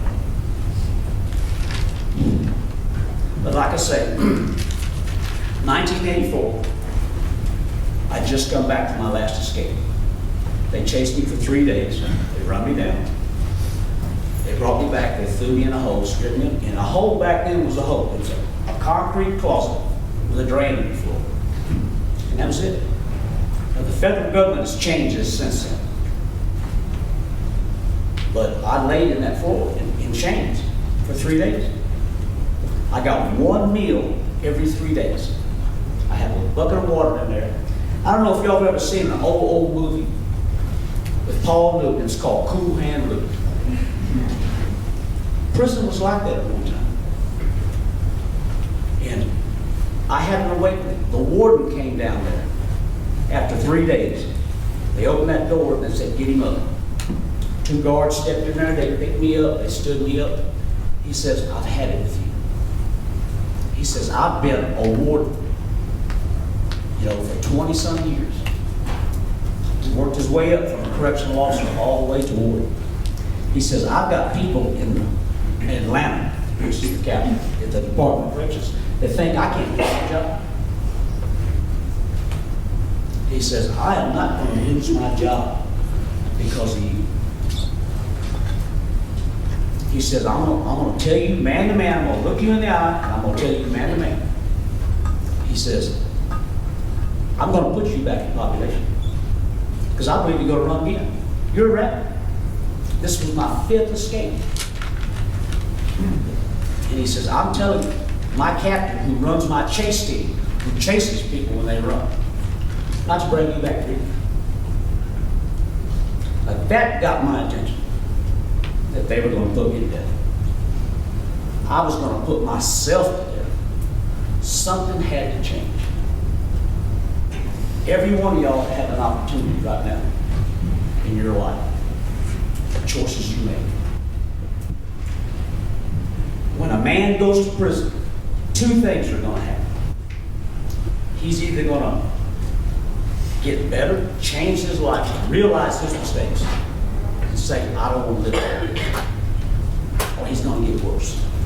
The first 10 years of my 40-year incarceration, I was my own worst enemy. And it took me the first 10 years. During the 40 years I was in prison, all my family died. Starting with grandparents, my father, my mother. Because I was in another state serving time, I was never allowed to go to a funeral. And like I say, your mother is the best friend you're ever going to have on this planet. And I have to live with that. But anyway, I was finally, in 1986, I finally decided that I had to better myself as a person. I mean, I never thought I'd get out of prison. I went up for parole 7 times. Like the parole officer was saying earlier, how you go up in front of the board, they review your prison record. The first time I came up, they laughed at me. Escape, escape, escape. I'm the type of person that needs to be contained in prison. That's the type of person that I was living that lifestyle. And in prison, prison's an environment. It's a joke. The prey, the strong, and the weak. The strong preys on the weak. It's an abnormal environment where you're expected to act normal. But you still have a choice. It's all about choices, even in prison. Like I told y'all earlier, when I realized not what the problem was, but who the problem was, I stopped taking notice. I had to hold myself accountable for my choices. Even in prison, in an abnormal environment, you can go to school. first 10 years, I didn't care about school. All I cared about was that fence.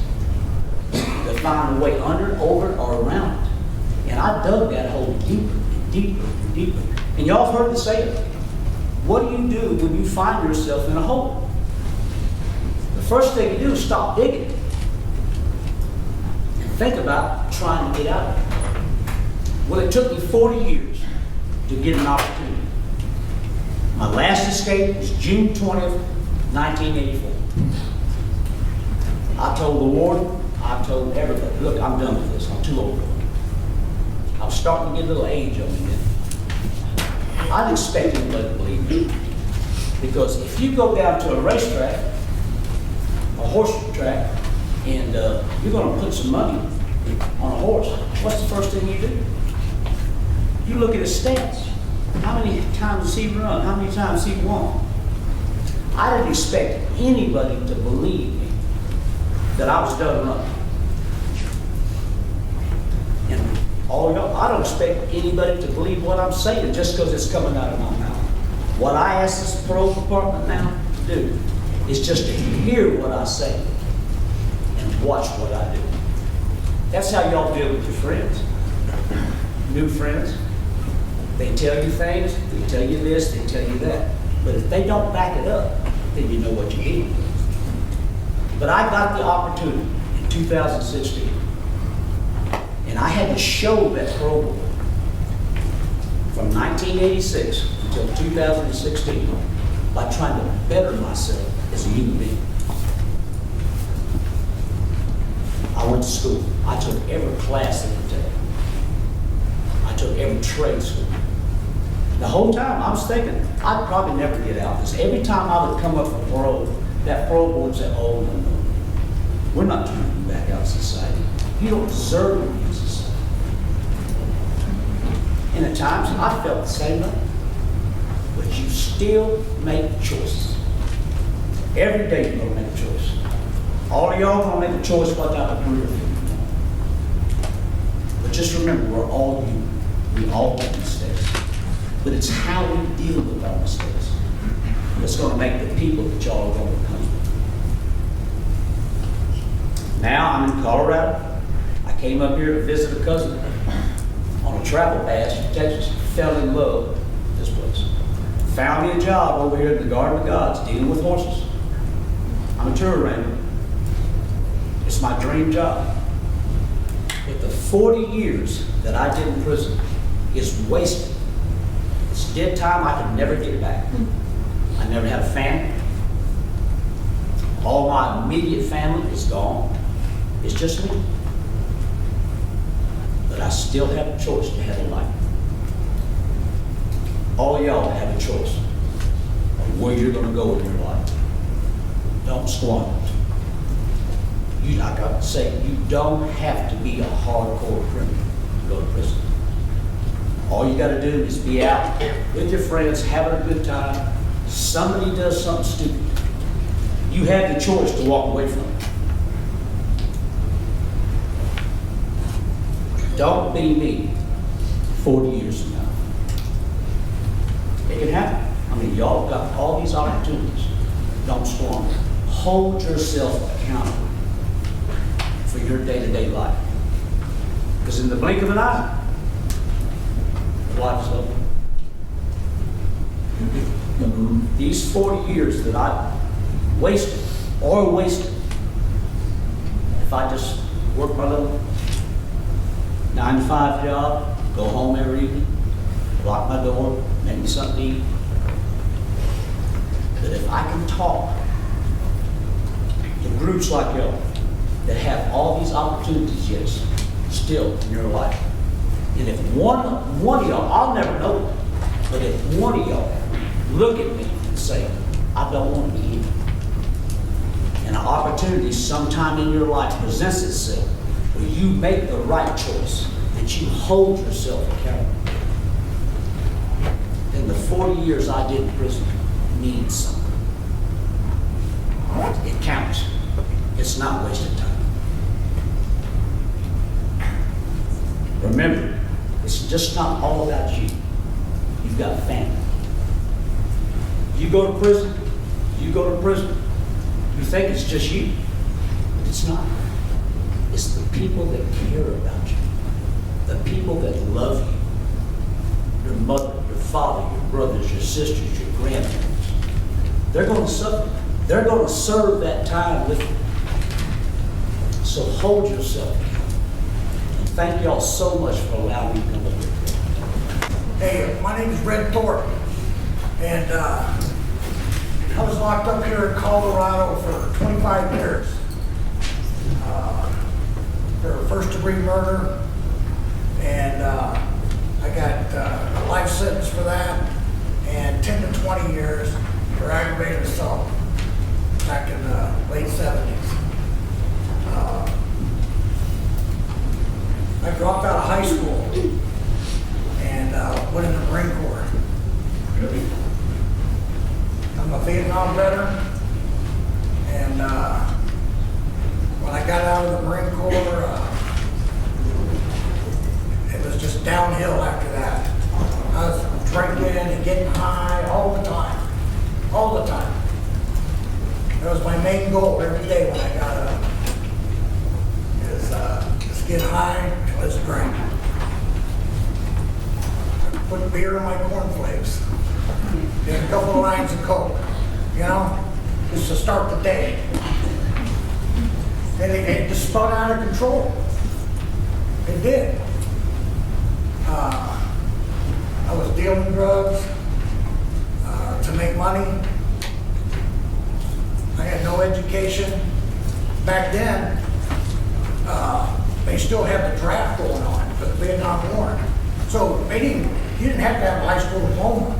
If you could put your signature on the line and pass the physical, they took you. And so, needless to say, I ended up killing someone and shooting another person in the head. That person actually lived. I think that's why I only got 10 to 20 years for that.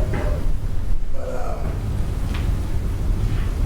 back then, the law was on a life sentence, you did 20 years, and then you were eligible for parole. And then they changed it to 40 years.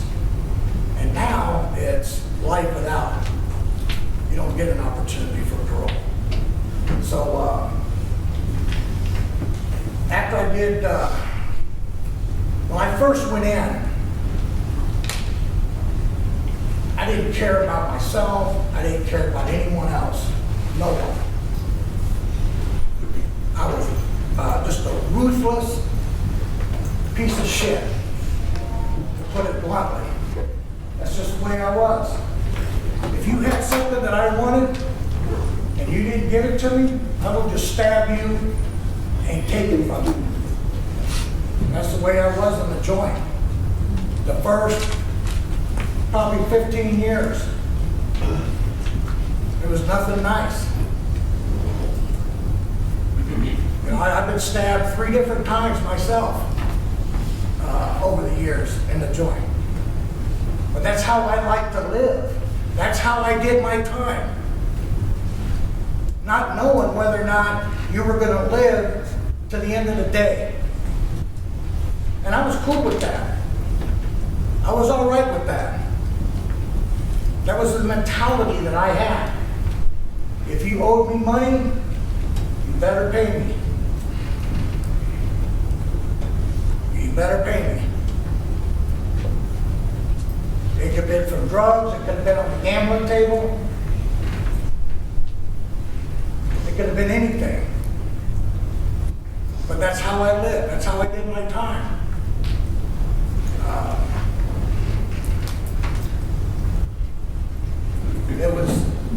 It was crazy back then. I met a lot of some hardcore people, hardcore, and I'll get to them later. But one time I ended up in the hole, and some of you may understand that by solitary confinement. Anyway, I was in the hole for selling heroin. Somebody told somebody that I was selling heroin, so they put me in the hole. And we called it Chiba back then. And so I was sitting in the hole, I've been there for a few days, and the warden comes down to my cell. And he said, "Hey, Red, come on out here, man. Open this door. I want to talk to this guy." Anyway, we come out, and they had a little table out there on a tier. And we're sitting at the table, and he said, "Man, I've known you since you were a kid. I was 22 years old when I got locked up. I went to prison, 22. And he said, "Man," and when he was talking to me, I was 37, I think, at the time, 37. And he said, "Hey, Red," he said, "Look, man, one or two things is going to happen to you. But the way that you live," he said, "either you're going to die of old age in here, or there's going to be a gang of guys that are going to jump on you and kill you." Because a few of them already tried. That ain't going to happen. I was just too damn ornery to die. That's just the way I was. He said, "Look, you need to start thinking about doing something positive with your life." He goes, "I'll come back tomorrow and talk to you." He said, "You come up with something that you want to do positive with your life, and I'll back you." I said, "All right, cool." So he come back the next day. He said, "Have you thought about what we talked about yesterday?" I said, "Yeah." He goes, "Well, what do you want to do?" He goes, I told him, I said, "You know, I think it'd be cool to get a GED." He said, "All right, pack up your shit. I'm going to put you out on the main line within the hour." Sure enough, within the hour, my cell door cracked open in the hole. They said, "Let's go. We're going to this one particular cell block." And I got over there, I was pushing my stuff with the cart. And when I got to the cell block, the guard there said, "Hey, just put your stuff in that cell right there. Just put the whole cart in there and report over to the school. They're waiting for you." I said, "All right." So I get over to the school, and the guy that was running the school, his name was Tomas Ornalis. And good dude. And he said, "Hey, the warden called down here, man, told us to hook you up." I said, "All right." Man, so I started going to GED classes. Man, that was all new to me. You know, the guys would say, "Hey, where are you going?" I said, "I'm going over to the escuela." I said, "What? Going to the school?" I said, "Yeah. I'm going to give you some education. Some edumacation." That's what I was headed for. So it took 2 years for me to get my GED. I couldn't pass that math to save my life. Who ever thought about putting letters in math problems? That was insane. You know? I couldn't get my mind wrapped around that. But after a couple of years, I got my GED. I passed that math test. Just barely. So then I told him, I said, "Hey, look, man, you know what? I'm thinking about," because he asked me, he goes, "What do you want to do now?" And I said, "I don't know. I was thinking about maybe going to college." And he said, well, at the time, Otero Junior College was coming into the facility and having classes at night.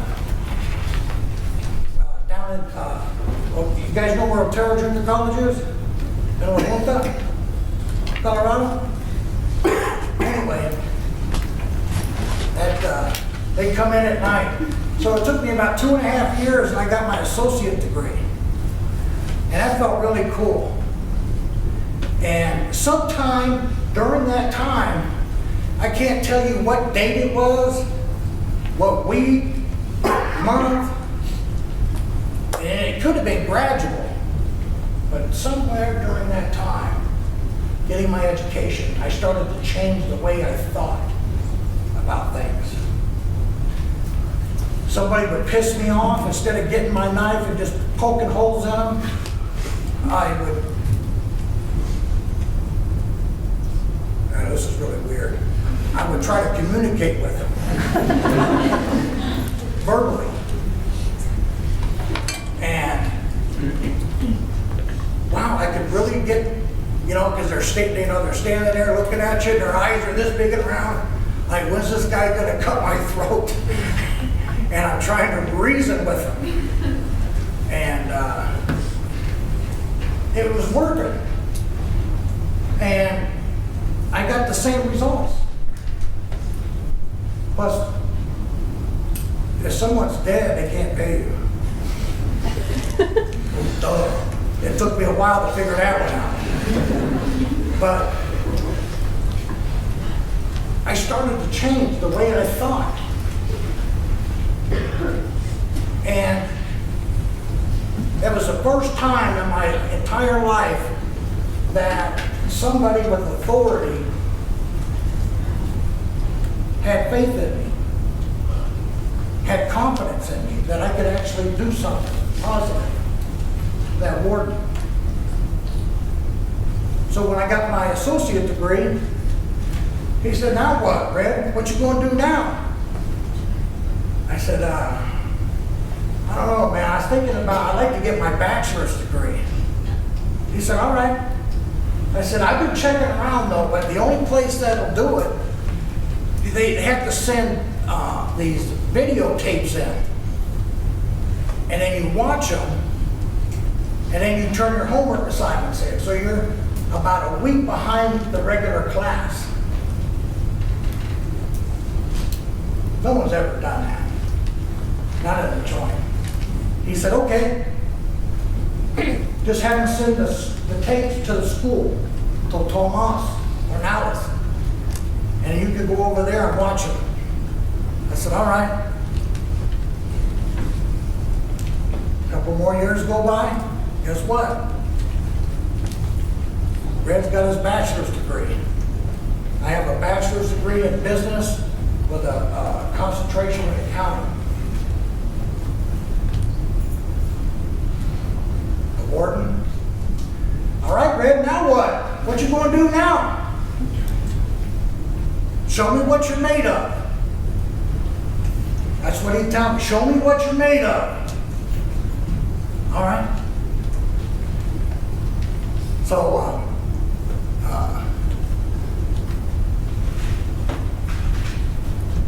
the CSU up at Fort Collins had an MBA program where they would do the same thing with the tapes, and you'd be a week behind in the class. So they'd send them, and, you do your homework assignments, listen to the lectures. And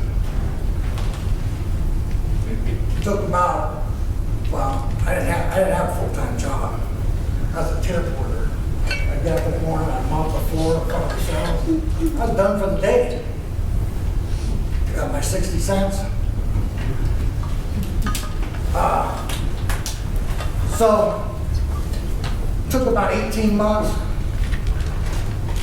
to have an MBA with a specialty in finance. So, I'm at one of the facilities here in the state. I meet the parole board for the first time. They said, hey man, this is what I've done, blah, blah, blah. Yeah, well, why don't you come back and see us in a year? I said, all right. No problem, I already did 20. I can do another one. So, I went back and saw them again. They said, hey, you know what? Why don't you give us 3 years? We'll see you again in 3 more years. I said, that's cool. I'm good with that. And during that 3 years, I came to grips with, this is where I'm going to spend the rest of my life, in a joint. And I was okay with that. I was. Because that was my home. That's where I spent my entire adult life. I've never been in any relationships or anything like that. I was too young when I got locked up to experience all that. My entire adult life was in the joint. Guys that I became friends with who got out, some young kid would come to my cell. Hey, are you Red Thorpe? Yep. Hey, Dad, my dad told me to look you up when I got here. I thought, oh, shit. Now their kids are coming in to see me. And now, same thing. Some guy would come up, one of the guards, some young kid, pimples on his face. Hey, are you Red Thorpe? Well, he's coming here to handcuff me up and take me somewhere, you know? I said, yeah. He goes, hey man, my dad is Major so-and-so, and he's retired, and he told me to make sure I looked you up to let you know he's doing okay. He's fishing, and I'm thinking, now the guards' kids are coming to see me. I thought, man, I've been here a long time. But that was okay, that was my home. That's what I knew. And one day they came to me, it was on Friday. I'll never forget this. They came to me on Friday and they said, hey Red,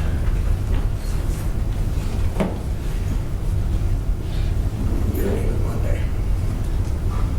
You're going to a halfway house. My case manager put me in for a halfway house, I didn't even know it.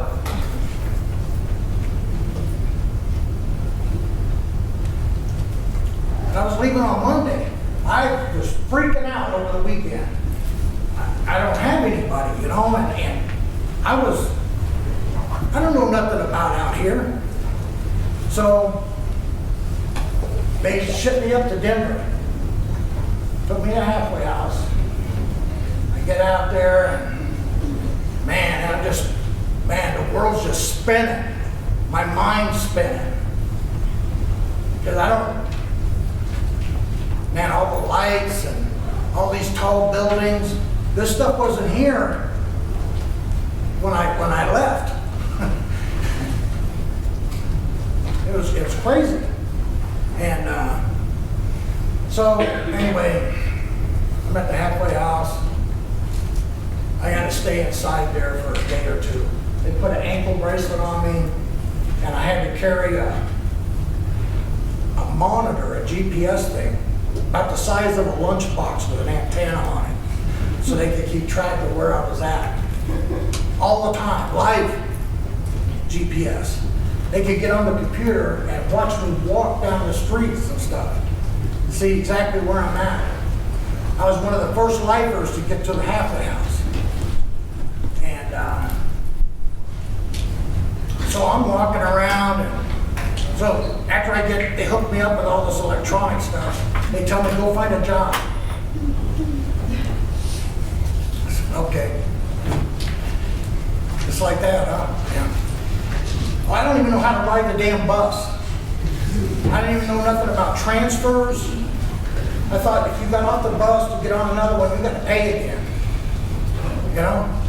And so I'm riding the bus around, I don't know where I'm at, I'm lost. I call up the halfway house, I had their number. There used to be a nickel on a payphone, now it's like a quarter. I was like, damn. And so I called them and I said, hey look, I'm lost, somebody needs to come and get me. And just send me back, because I had enough of this. I was done. I wanted to go back home. And so they come and got me, took me back to the halfway house, and and if I was under interrogation or something, man, they had all these people in this room with me. And I said, well, I just need to go back to the joint. Because I can't handle it out here. And I said, I don't know how to ride the bus, I don't know anything. And anyway, they talked me in the stand, and you can tell I'm still here.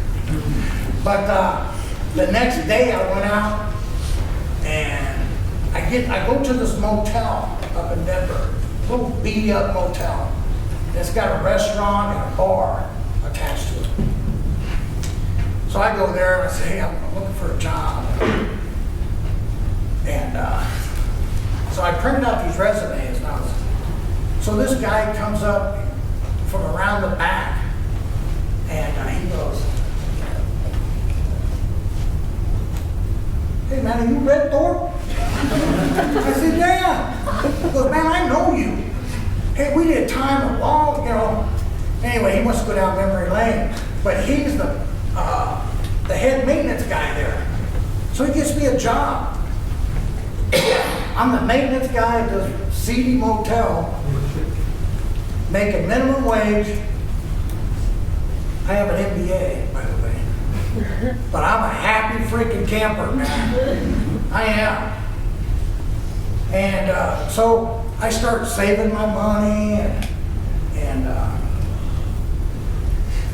I'm there at the halfway house for about 6 months. And the game plan was I was supposed to be there 18 months, minimum. Because I was this trial guy doing a life sentence. After 6 months, hey, go get your own place. You're just taking up space here. Because to me, the rules were real easy to abide by. If they said, hey, we want you to wash dishes, or pots and pans in the kitchen, that's cool. Hey, we want you to do this, we want you to do that, that's all right. That's what I did. So, here's how my job thing went. I went from a maintenance guy, unplugging toilets, shampooing carpets, fixing faucets. Then I worked for a law firm for a while as a paralegal. And from there, I worked for the Department of Defense. I know you're thinking, yeah, right. I did. I even asked my PO, hey, is it okay if I put this application in here? He said, yeah, go ahead. I didn't find out till later on. The deputy director, who's now retired, told me this. He goes, yeah, your PO came to me and we discussed this. And he said, hell, you ain't gonna get no damn job like that. Go ahead and tell him, yeah, don't discourage you. I got the job. So I'm working for the Department of Defense. That gives you a warm, fuzzy feeling about our national security, doesn't it? So he comes up to do a job site visit. He pulls up, he goes through these concrete barricades. He gets up to the guard shack, and these military police are out there with rifles, sidearms. I said, yeah, can we help you? He said, yeah, I'm here to see one of my parolees. And he's got his badge hanging out here. And he said, you have a firearm with you? He said, yeah, I'm a police officer. He goes, you're not coming in here. Well, I have to see my parolee. Not with that firearm. Hey, Red, can you meet me out in the parking lot? So whenever he wanted to come and do a job site visit, he'd call me and I'd have to come down to the parking lot and meet with him. Well, after about 3 years there, they moved my function to Indianapolis. Now, during this time, I see the parole board every year. Give us another year, Red. Give us another year. Give us another year. Cool. So then I went to work for a college. And And I started out as an adjunct professor. Then I was a student success coordinator, online coordinator, and then I became a department chair.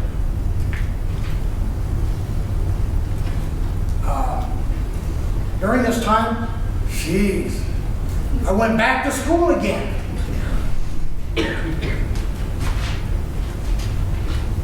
Now, it's Dr. Red Thorpe. Yeah, I have a PhD, business management. What the hell? Yeah, and with that, today, I work for the Department of Interior. I work for them during the day. I took the day off so I could come down here and be with you guys. At night, well, when I get back to Denver, I work as an adjunct professor at night at the university. So I teach at night and I work for the government during the day. That's a wild shit, ain't it? But it goes to show you that there's nothing that you cannot do if you put your mind to it. I'm a living example of that. I don't have no magic wand. My parents aren't rich, where they just paved the way for me with $100 bills. Hey, wasn't like that. And guess what? I still haven't made parole. I see him every year. Hey, give us another year. Brad, that one more year is really going to rehabilitate you. So, I see him again in January.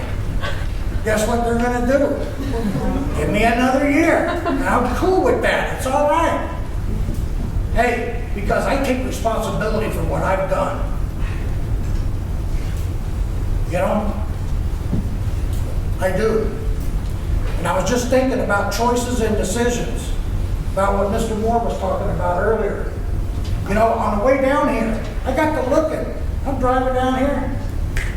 Hey man, in Castle Rock, on the jail, there used to be some other person's name on there. He was the sheriff, the head guy. And guess what? He ended up being an inmate there. And they're out there prying his name off the building while he's sitting in a jail cell in there. So tell me it can't happen to you. Just because you may be a CJ student, man, it just take an instant at a party, you know, anything, drinking, push somebody, they fall over backwards, crack their head open, they're dead. That's on you. Just any little thing. We have to be careful. As I look through the room, especially some of you guys, some of you are way too good looking to go to prison. I'm telling you that right now. Hey, you won't last but a hot second in there. I'm serious. That's scary shit. So, hey, I appreciate all of you being here. I know it's been a while. We've been here for quite a few minutes. Thanks.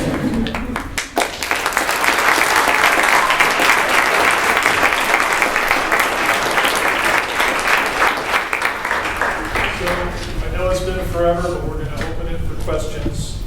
Be polite, raise your hand. Press it if you wanted to, or the whole panel, whatever. And stay as long as you can, because they're here for free. Remember that.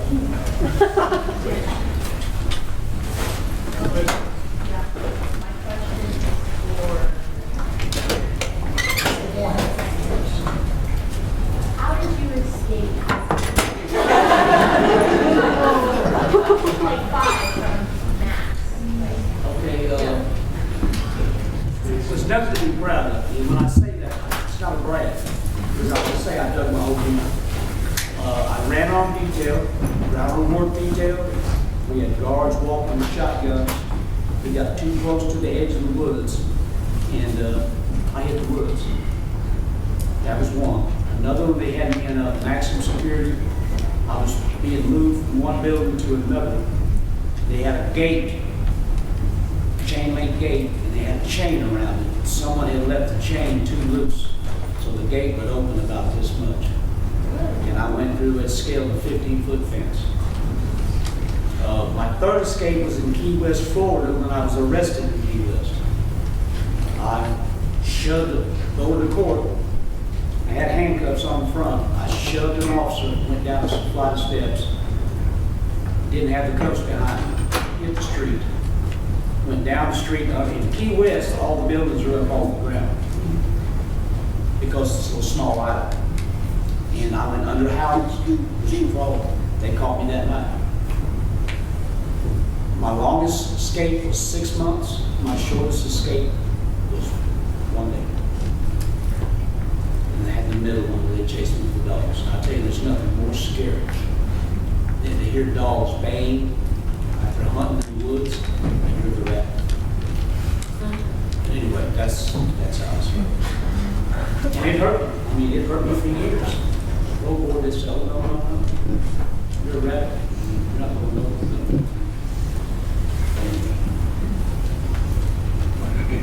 Any more questions?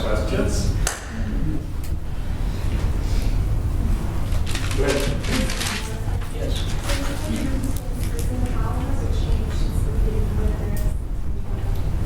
When I first went into prison in the early 70s, it was pretty good. I mean, it wasn't just the inmate on inmate violence. We had correctional officers. Because back then, correctional officers didn't have to have much training. Usually it was generations of families. And all you had to do was just be 17 years old. There was a lot of prison violence between the correctional officers and the inmates. They used to call it touch-up. I remember one time I said something outside of my mouth, the guard heard me. So they carried me down to an area, they stripped me, put me there, and they just beat the brakes off. And but as the years changed, I guess society started realizing that you can't just lock a man away and forget about it. Because I'm telling you, 90-some% of inmates that go to prison are going to come home. They're going to get out and come back into society. So society is starting to realize they need to have programs where that man can have a choice while he's in there to better himself, like this man here did. And he can come back and be a productive member of society. But the old prison wasn't like that. There was a good chance back in the 60s, 70s, even early 80s, if you went to prison, you wouldn't have survived. You were going to get killed with some random violence. Because I could say there was prey and predator. And that fine line between. But that's how prisons changed. Now they have programs. For me to get out after all the years, I had to go through an extensive pre-release program where they taught me about how the world's changed. Because believe me, when I come out, I thought I was in a Star Trek movie. I mean, I thought I was a supporting actor. I had never heard of this. They gave me an ATM card, and I didn't even know what it was. These phones, I mean, that's how the world's changed that I've seen. Remember back in the early 70s, we still had 8 tracks. 8 track, that was our music, that was our jam. And now y'all have instant, and everybody walks around with these. Your whole world is right here. And that's how it's changed. But anyway, prisons changed now. They give an inmate an opportunity. They're not going to make you do nothing. You have to show the initiative. If you want out of prison, I had a caseworker tell me that. He said, well, Mr. Moore, you've been locked up a long time. You haven't been in no trouble. Going on 20-some years. And he says, if you want a chance with this program, show us something. Don't just tell us that you want to go on. Show us. He opened this blank manila folder up. He says, give me something to put in here and give that to you. And like I say, you know, you always heard the saying, run calm. You can't calm a calm. A calm can calm itself, but you can't calm a calm. And you got to live. You talk the talk, you got to walk the walk. Just like y'all do now. You hear what people tell you, you watch what they do. If it doesn't add up, you know what you do. But that's how prisons change. You have an opportunity now to better yourself in there. You've got to do it, they're not going to make it. In the 20s, last years I had in prison, I failed that photo by education. Just by staying out of trouble, staying away from it. I'm out right now, I'm on parole right now. I can't drink, I can't use drugs. But I choose the choices we're talking about. Making these day-to-day choices that we don't do. I'm afraid of anything in ingest that will alter my sense of right and wrong. I get drunk, I'm not thinking here. I make a bad choice. I'm back in prison. And they told me when they let me out of Georgia on this life sentence, you get one chance. You go out there and you show your butt, you get a technicality, I'll be sent back to the state of Georgia, and I will die there. I will never get another opportunity. So that's what I'm saying. I was telling y'all already, you get one life. All of y'all have got such a brilliant future ahead of you. But you've got to act on it. And remember, there's other people involved. The people that raised you, your parents. They matter. Don't be me. Don't wake up one day and realize that the most important thing I could have done is love my family. Not just say, Mom, I love you, Daddy, I love you. Make them proud of you. You get one choice, make it here. Y'all got that ability. Y'all do it. Okay. Yes? This is a question for all of you, but what would you compare prison like? What do you compare to Jungle. It is. It's a human jungle. with animals? Oh yeah. We're the animals. I have seen men, just because they're contained, choose to live like men. I mean, the strong plays on the weak. If you're strong, you'll survive. Just like this man just no take no lick. I've seen a man die from a pack of cigarettes. Be killed, be sent home, dead, his family. Because it's a brutal world, it's an abnormal environment. You see TV programs and stuff like this, that doesn't even come close to what prison's like. It's hell. It's a living hell where you wake up every morning wondering if you'll still be alive when the sun goes down. Because all you gotta do is say something outside your mouth to somebody, he takes offense to it. You get a man in there that's got multiple life sentences, he knows he's never gonna go home.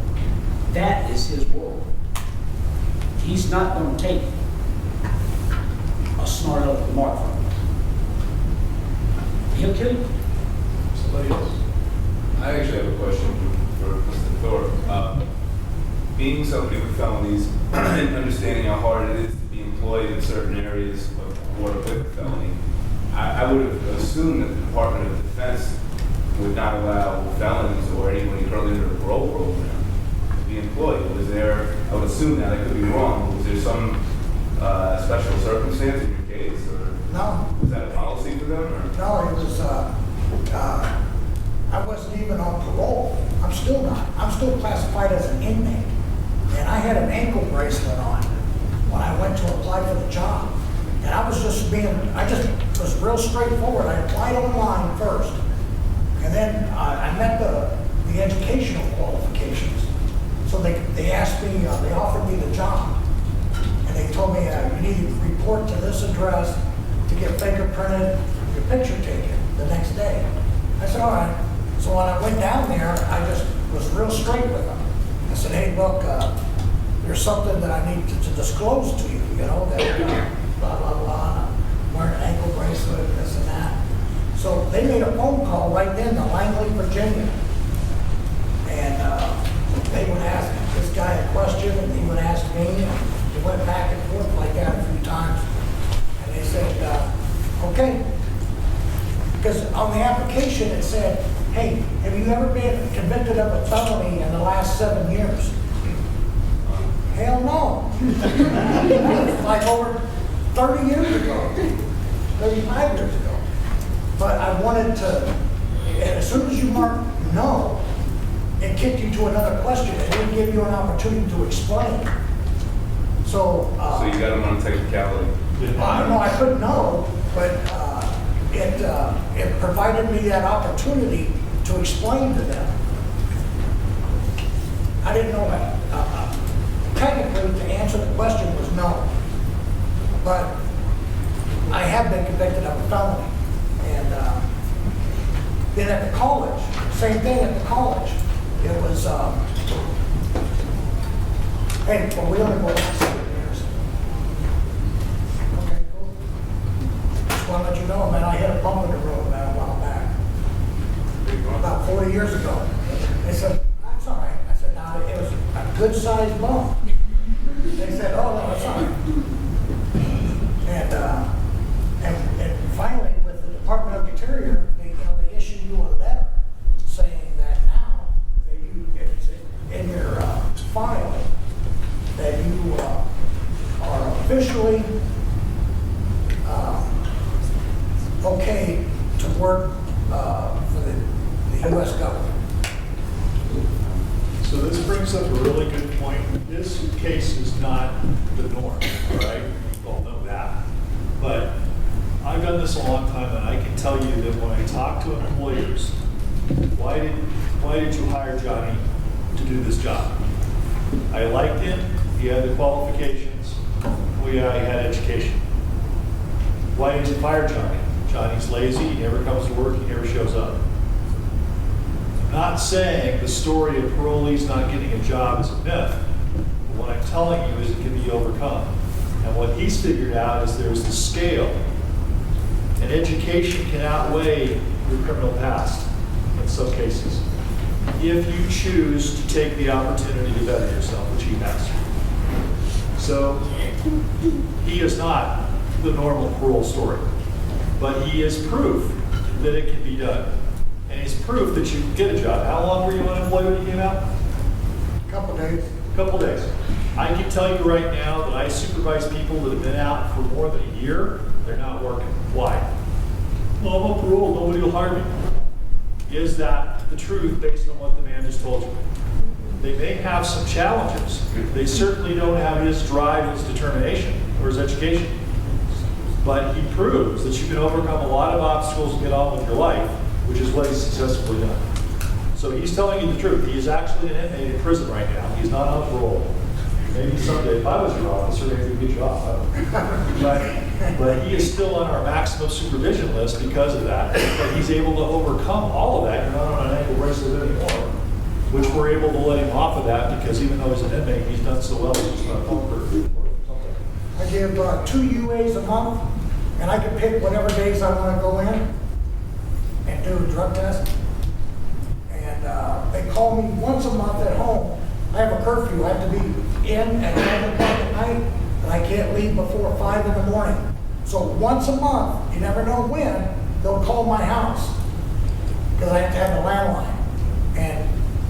And I better answer the phone. And I have to tell him he's here because technically he's out of his supervision area. So I'll have to report back that he actually came today and did what he's supposed to do. Anyway, I didn't want to sidetrack it. That's the example of what you can do if you want. I know most of you have a class here in about 10 minutes or so, but one last question I'll always ask Dr. Thorpe. He told you what his nickname was, right? His name is Dr. James Red Thorpe, nickname Red. What?